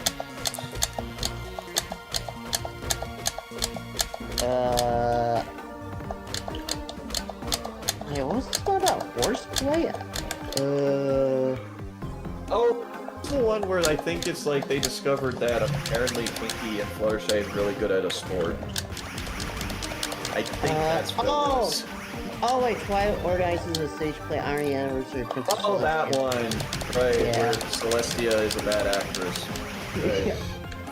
Okay, yeah, I remember the scene. Yeah, that one. Yeah. I thought that was funny. So. Oh yeah, the breakdown, the one with the Justin Bieber pony. Wait, there was? Yeah, there was a Justin Bieber pony. Of course. It was weird. It was weird.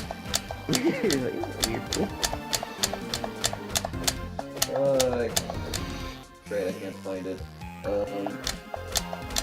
What, Justin Bieber?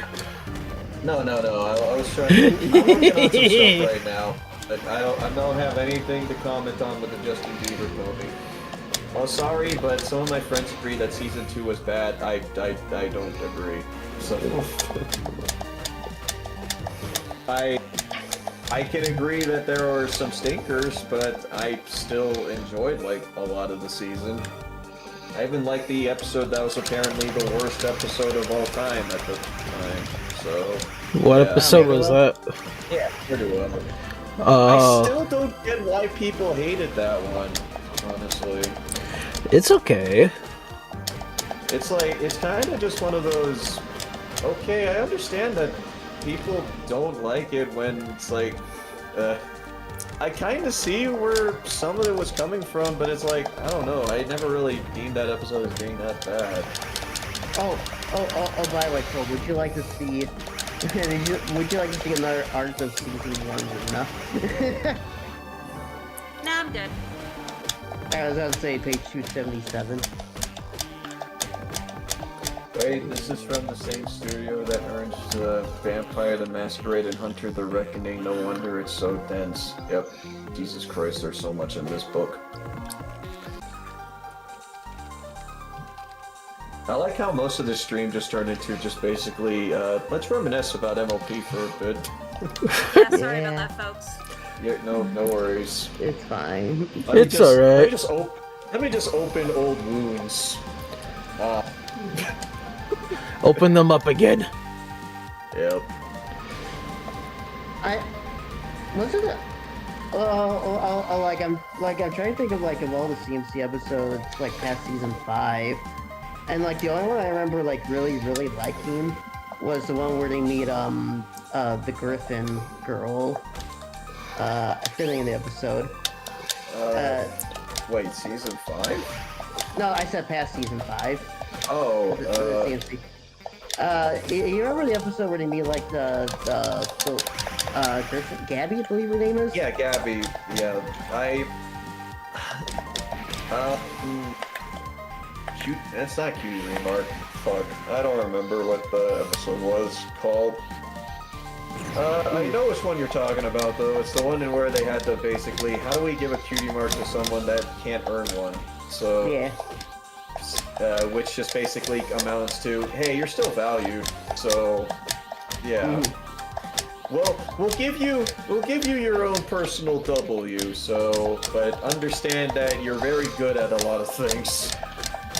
Can I just say, I find it really hilarious, also kind of dumb, that in season 9 there's a CNC episode called The Last Crusade. It's not the last CMC episode. Yeah. Also just note, wow, that The Last Crusade. They made Indiana Jones references for a bunch of CMC episodes. Holy shit. I'm surprised there wasn't anything called the Temple of Two. Also, at least from what I heard, the actual very last CMC episode kind of sucks. Oh, I fucking hated that episode. Oh. That episode was my least favorite in season 9. Oh. I hated that one. Oh, they did the scenes dirty. It was so bad. It was just like, oh yeah, growing up is hard. No fucking shit. I'm just like, the episode itself is just like, they had such an interesting premise for it, but they just did like the most absolutely generic fucking plot.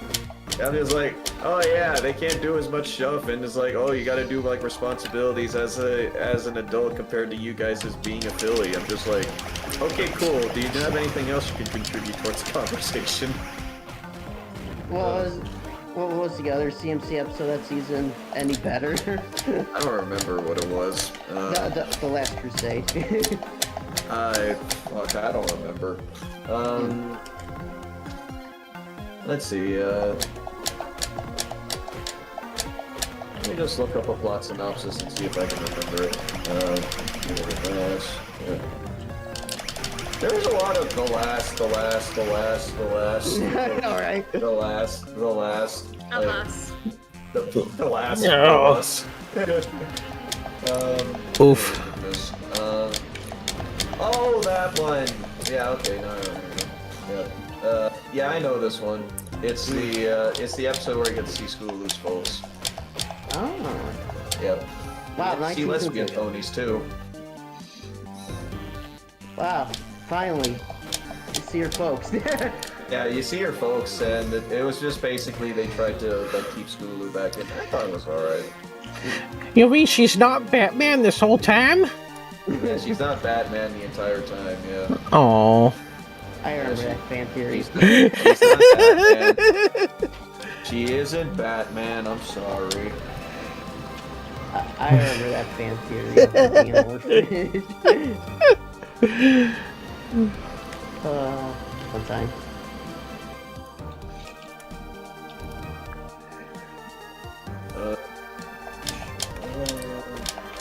Oh, right, yeah. Alright, cool. I skimmed through the entire book. Just look at the art. Yep. Gotta hear you, Bandit. That's okay. I'm gonna see if I can boot some ISOs and let me see what I can play. The Futurama video game. Okay, yeah, I'm actually curious now. So, I'm curious now. What is your least favorite season finale? My least favorite season finale?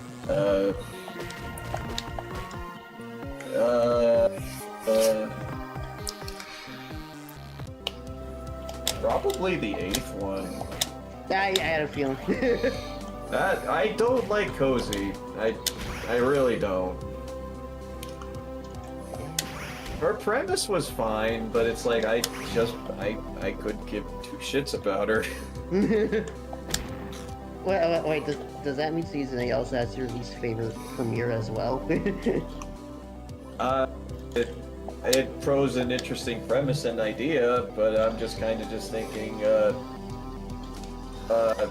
that's about it. Like it was fine. I don't think it was that bad.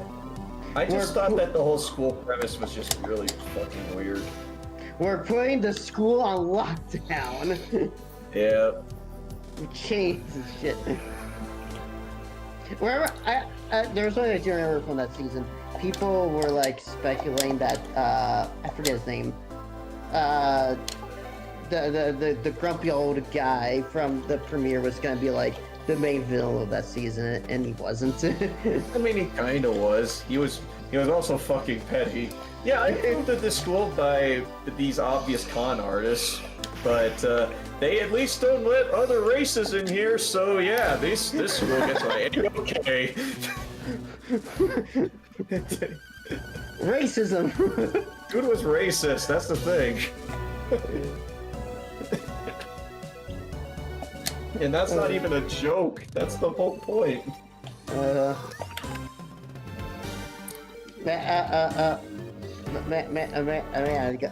to see. Glad to see Gen 5 is still having these issues, huh? Where's mine? I remember while I was watching like the Gen 5 movie for the first time with Logan, I was just sitting there thinking, Twilight, what did you do as princess for this entire thing to be in shambles? Apparently, yeah, not much. So the only thing I know of G5 from G5 is Spike's new odd design. He's on all fours now.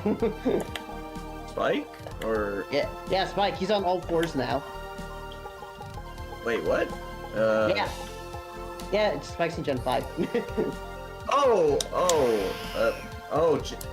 Gen 5. I was like, is Season 5? And I'm like, oh, I don't remember this from Season 5, but if it's Gen 5, then, oh, okay. Yeah, Gen 5. Spike shows up, he's on all fours, and it looks weird. No man's land for most of us, so, yep.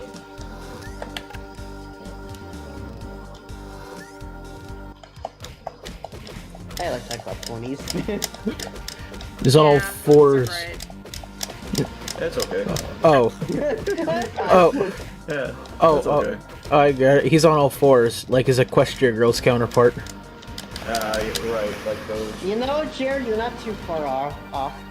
Gen 5 is in 1,000 years in the future. Yeah, it's the next generation.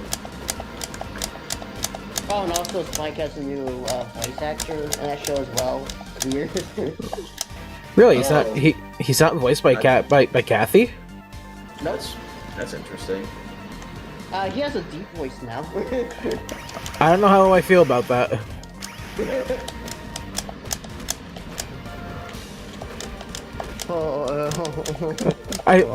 I think for me and Yudina, this will be like hearing Riku in Xenoblade 3 versus English versus Japanese. Mm-hmm. I've heard his voice in Japanese, and hearing it in English for so long, it's weird. Yeah, I can understand that. Actually, kind of like Plankton too. Now that I think about it. Oh yeah, Plankton in Japanese is freaking weird. Okay, Deacon. I'm saying this in no mic stream. The voice you hear at the very beginning, that's Spike's voice, and it's weird. Huh. Oh no, it's Gator time.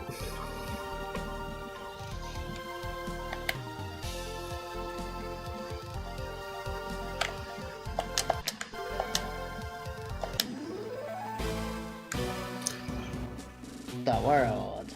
Zawardo.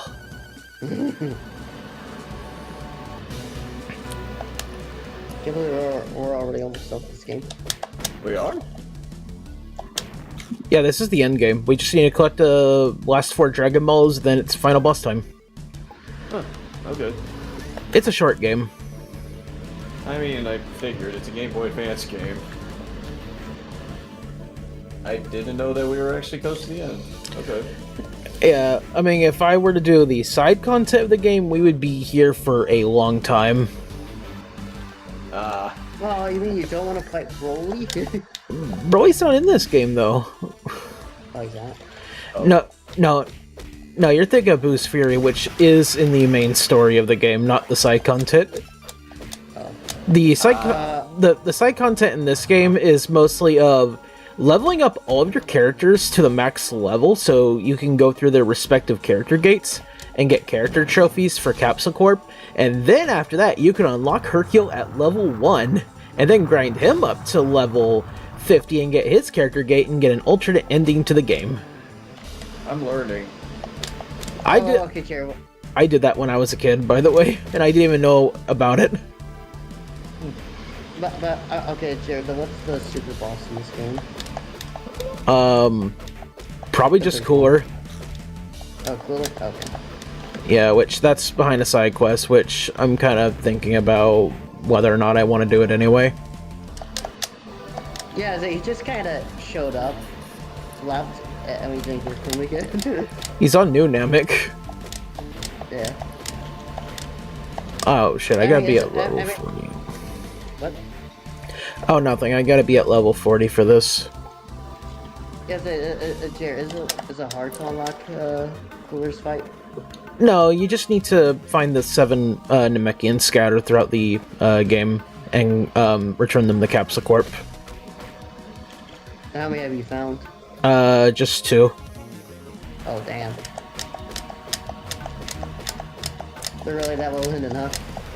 They're not that well hidden, it's just go explore. Some of them might be behind character gates, I haven't actively looked for them. Because usually, whenever I play this game, I always save that for the end of the game. Because I think you want to be around level 40-ish by the time you get there anyway. Oh, wait, hey, Jared, I don't know if you've done this part of the game yet. Are we get to that part of the game where Goku confronts Tao again? I already did that. I already did that, damn. Yeah, you can, you get different dialogue if you, play as Gohan, which is what I did. It's like, because it copies it up, it's like, oh, are you Goku? No. Close enough, I'm his son. Oh.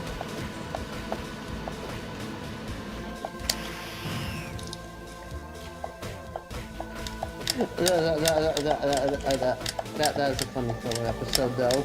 Yeah, they know Goku can whip their ass, so they try to make him think. Oh, that puzzles and shit. That's really funny. He doesn't think he's getting conned either. I love it. Yeah. Still the best filler episode is the driving episode, though.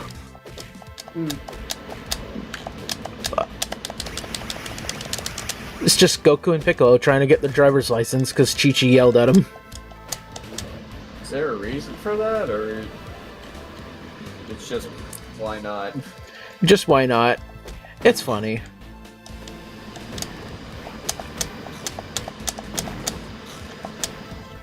I mean, they failed a driving test. You don't say.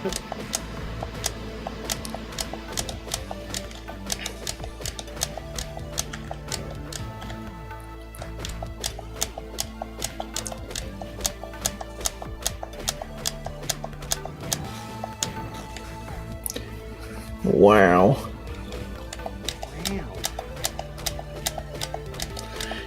Gee, focus 1,000 years in the future.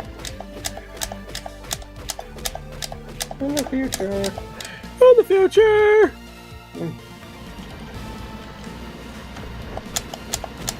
Oh, come on, this is level 40 as well. Okay, I need to level grind again. Yeah, as a Jay, I think you might need to grind. You mean what You I've been have to- doing most of this entire stream? Gasp, you have to grind. What level are you at? I think it's like 38. 37. Damn you, Joey.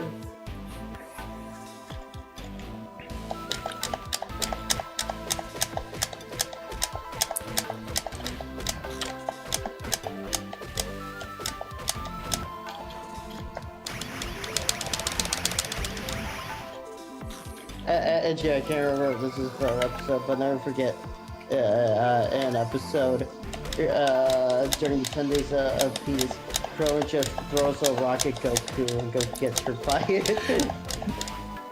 I can't remember if that was filler or not. It's, I want to say it is? I don't remember that in the manga.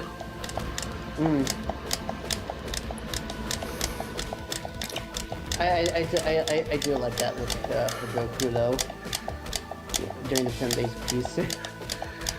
This is your idea of a joke. You lost your mind. I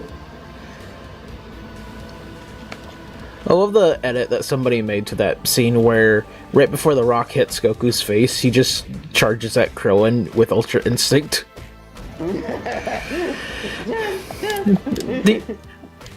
That's the one complaint I have about that goofy edit is that it should play like the first note of the Ultra Instinct theme, but it doesn't. Yeah.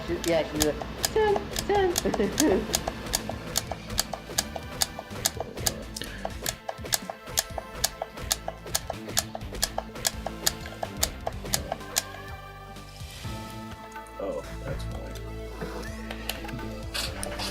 Oh, ow.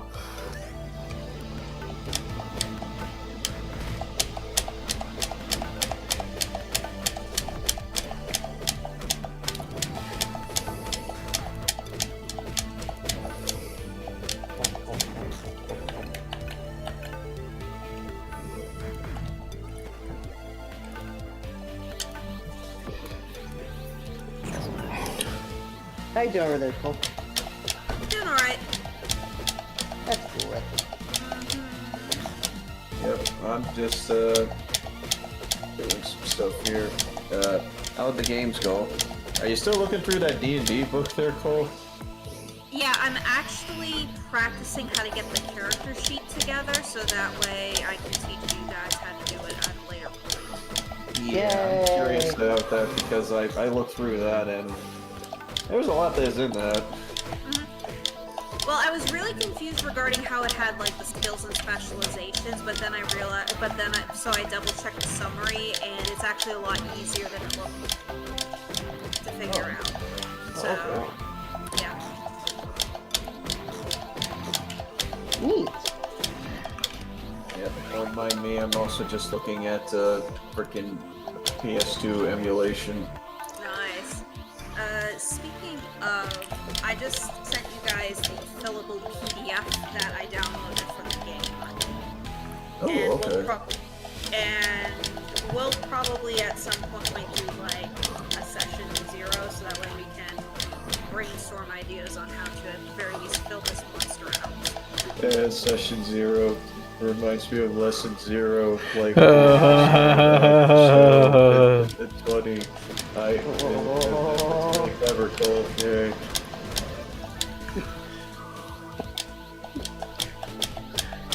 Session 0's the planning session, Dean. Yeah, I know. It's just that. I was just expecting Cole to have this look on her face like, I hate you. How dare you, Dean? How dare you? How dare you?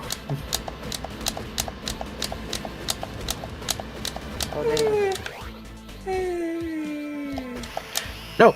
No, I want it.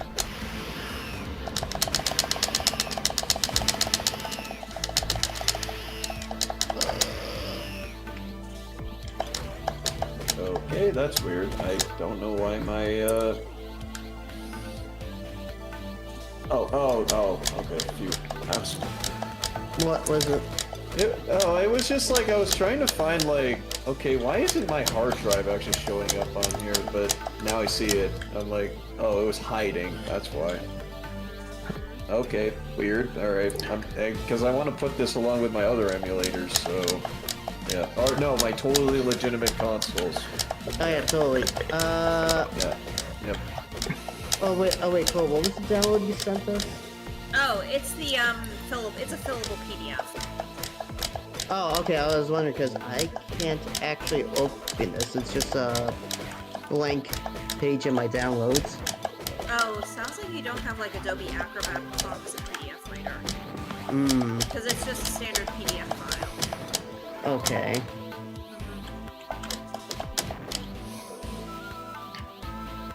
Anyway, I just realized it's 2 a.m. Welcome to 2 a.m., Cole. I've sold myself to ponies for 6 hours. Congratulations. Okay, Cole, what do you recommend I download then? I use Foxit PDF Reader. If it asks for a free or paid for version, just pick the free one because that's all you need to open a PDF. Alright. So, was it Foxer? Foxit. Here, I'll send you a link. I'll type it out for you. And Foxy. Foxit. Alright. If you have any issues with it, we can figure it out before I have D&D tomorrow. But I also need to go to sleep because I have my appointment to get my taxes done tomorrow. Yay, adulting. Oh, jeez. Taxes. So, yeah, I've been waiting for this to come. I've been waiting for this. I've been so excited, not really. Yeah. No, guys, it's death and taxes. As long. Well, as long as you don't get an earful like I did. Oh, I just have my tax prep person do it. I don't do it with my folks or anything like that. Good. Ah! Quit beating me up! Don't do taxes with your folks, because your folks will criticize you for everything. So... Help. Like, were they trying to make you write shit off that you couldn't actually write off or something? That and just criticizing me for just like over it. It's a whole fucking thing. Yikes. It wasn't a great Sunday. I'll say that much. Oh, cool. You want me to download like the free trial version? What? There's a free trial version? I'm referring to the PDF reader that... I would like you to download this PDF file for to PDF program so you can read the PDF. Here, let me, like... Oh, PDF reader. Yeah, just the PDF reader. Oh, download now. I see it. Download now. I guess we'll see once we actually start doing the thing, I guess. And for now, I am going to try and see if I can get this Dairy Queen thing working. Dairy Queen. So, hey, Dina, I had a question for you. When did you want to get to Fate Extra? Extella, you mean? Or... No, Extra, because we were talking about playing that. You were thinking about doing a second playthrough, and I still wanted to do my first. Oh, I was more talking about me playing Fate. I don't know if I wanted. Well, it Why depends is on there what I want to do food for in the extra. walls? I thought I was just gonna be trying to replay through Fate. What is it? Fate Extra CCC again because I still want to do a guild playthrough of that. I don't know about playing Extra again. I thought we were. I don't know. I was more referring. I took interest in playing Extra CCC again. I wouldn't mind playing through Extra again, but Good night, guys. Night. yeah. Good. It's turning to Fate. Okay, good night. If alright, I must have misread it then. I mean, I wouldn't mind playing through Extra again. I know there's some shit I missed about it. But, oh yeah, I mean, yeah, I wouldn't mind. It'd be fun to play through it again. Well, for you, Yeah. probably. I still have to play through it, period. But if you want to be a part to go and experience it for yourself, then yeah, I'd be alright being along for the ride.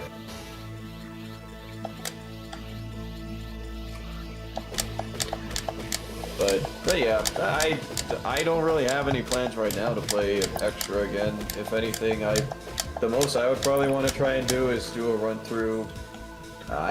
Because I know there's a thing that happens later on in the game that could be fun to try, but otherwise, I mean, yeah, I'm happy just trying to play the game again at some point. But you're more interested in CCC right now. Yeah.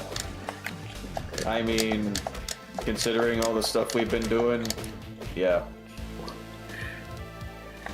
I know Alright. there's still some things I'm missing when it comes to that. I know I want to do a female protagonist run of the game. You'll unlock the swimsuit for Hakuno. Yeah. Fuck. I'm gonna die. Oh, that's what Cole sent. Okay, it's a PDF. Well, I died. Oh. To wolves. I'm getting nostalgic. How nostalgic. Please don't tell me I have to grind again.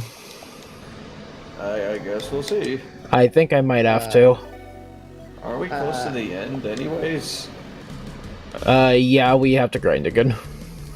Yeah, it's like Jared, you got him when you last saved. Well, Fudge. That's straight up fudge. so that's fun. Yeah, Yeah. thanks Goku for having all your stats and power and not endurance.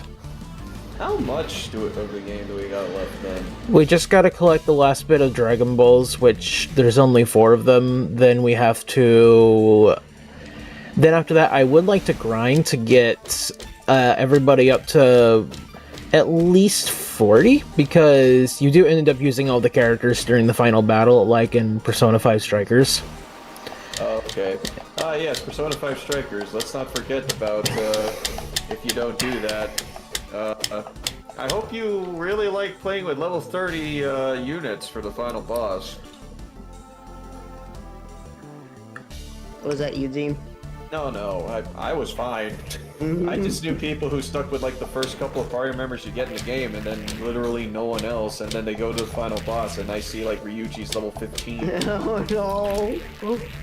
And I'm just like, okay, well, this is gonna be funny.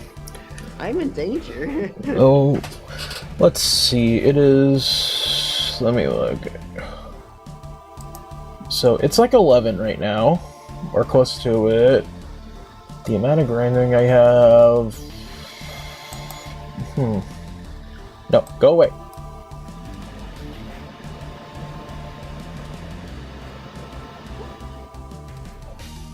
They're not streaming anymore. Damn. Ooh. I was hoping to raid somebody, but they're not streaming anymore, so sad. It's just it's someone that I found through John. Oh, okay. But, yeah, Dean is I was surprised. And not only did you find not only is one of your siblings a giraffe YouTuber, but an anthro giraffe YouTuber. Oh yeah. Yeah, she was someone new that that was introduced to as part of Iny's Kids, and I was just like, wow, okay. And I really liked her design. A giraffe is an interesting angle to approach, so I think we know that for obvious reasons. So yeah, I just thought that it was interesting to let you know on that, considering that we all know a giraffe VTuber, and well, yeah, it's she's also cool. I like her.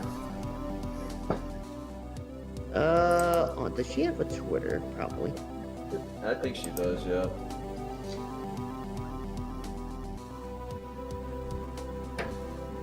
I'm just gonna scan this real quick. Ah, damn, shoot. She was playing RE4 Remake too. Damn. Not, Isaac. I just call her I. Oh, okay. Someone I know that raided me and John one time when we were playing PSO 2. Ah, gotcha. It's been a... So you're just, are you calling it for the night then? I'm thinking about it just because there is so much grinding and it's already 11 o'clock. I think tonight might be a decent capping point and we can finish off next week. Okay. I think it'd be fair. Yeah. Alright, that's fine. Let me find a I did save all point. I wanted to do, so... all I did, like, throughout most of this night was download PS2 ROMs and complain about ponies. I call that a good success. Also, I guess I can do this off screen as well, but I could also get the Namix, so that way I can do the cooler fight next time. We could just cap off the entire game except for the post game of leveling up everybody to 50. Oh, yeah, and also, Zach, I saw the thing you posted about like what Spike appears in Gen 5. This is cursed. Spike looks so wrong. It looks like someone who hacked into Spyro the Dragon and then made it so that everyone's bodies is skinny and long. Yeah. Dude, have you heard Spike's voice? It's so deep. What, his balls drop or something? Like I said, the clip I sent you, the voice you heard at the very beginning, that's his voice. Right. Yeah, two kids. How could I forget?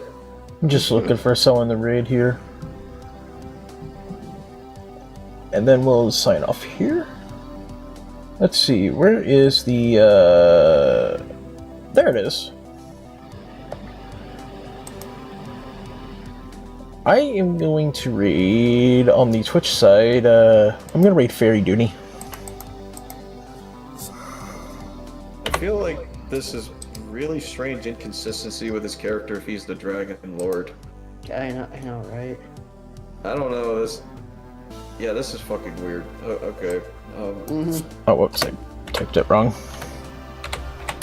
So who are you gonna be raiding there, Jerry? I'm gonna raid Fairy Dooney. They're playing Sonic Heroes. Okay. Alright, base pick. But which version of Sonic Heroes is the question? That is a good question. I mean, your options are either GameCube, Xbox, or ha ha ha ha ha ha ha ha. Ha ha ha ha ha ha ha ha.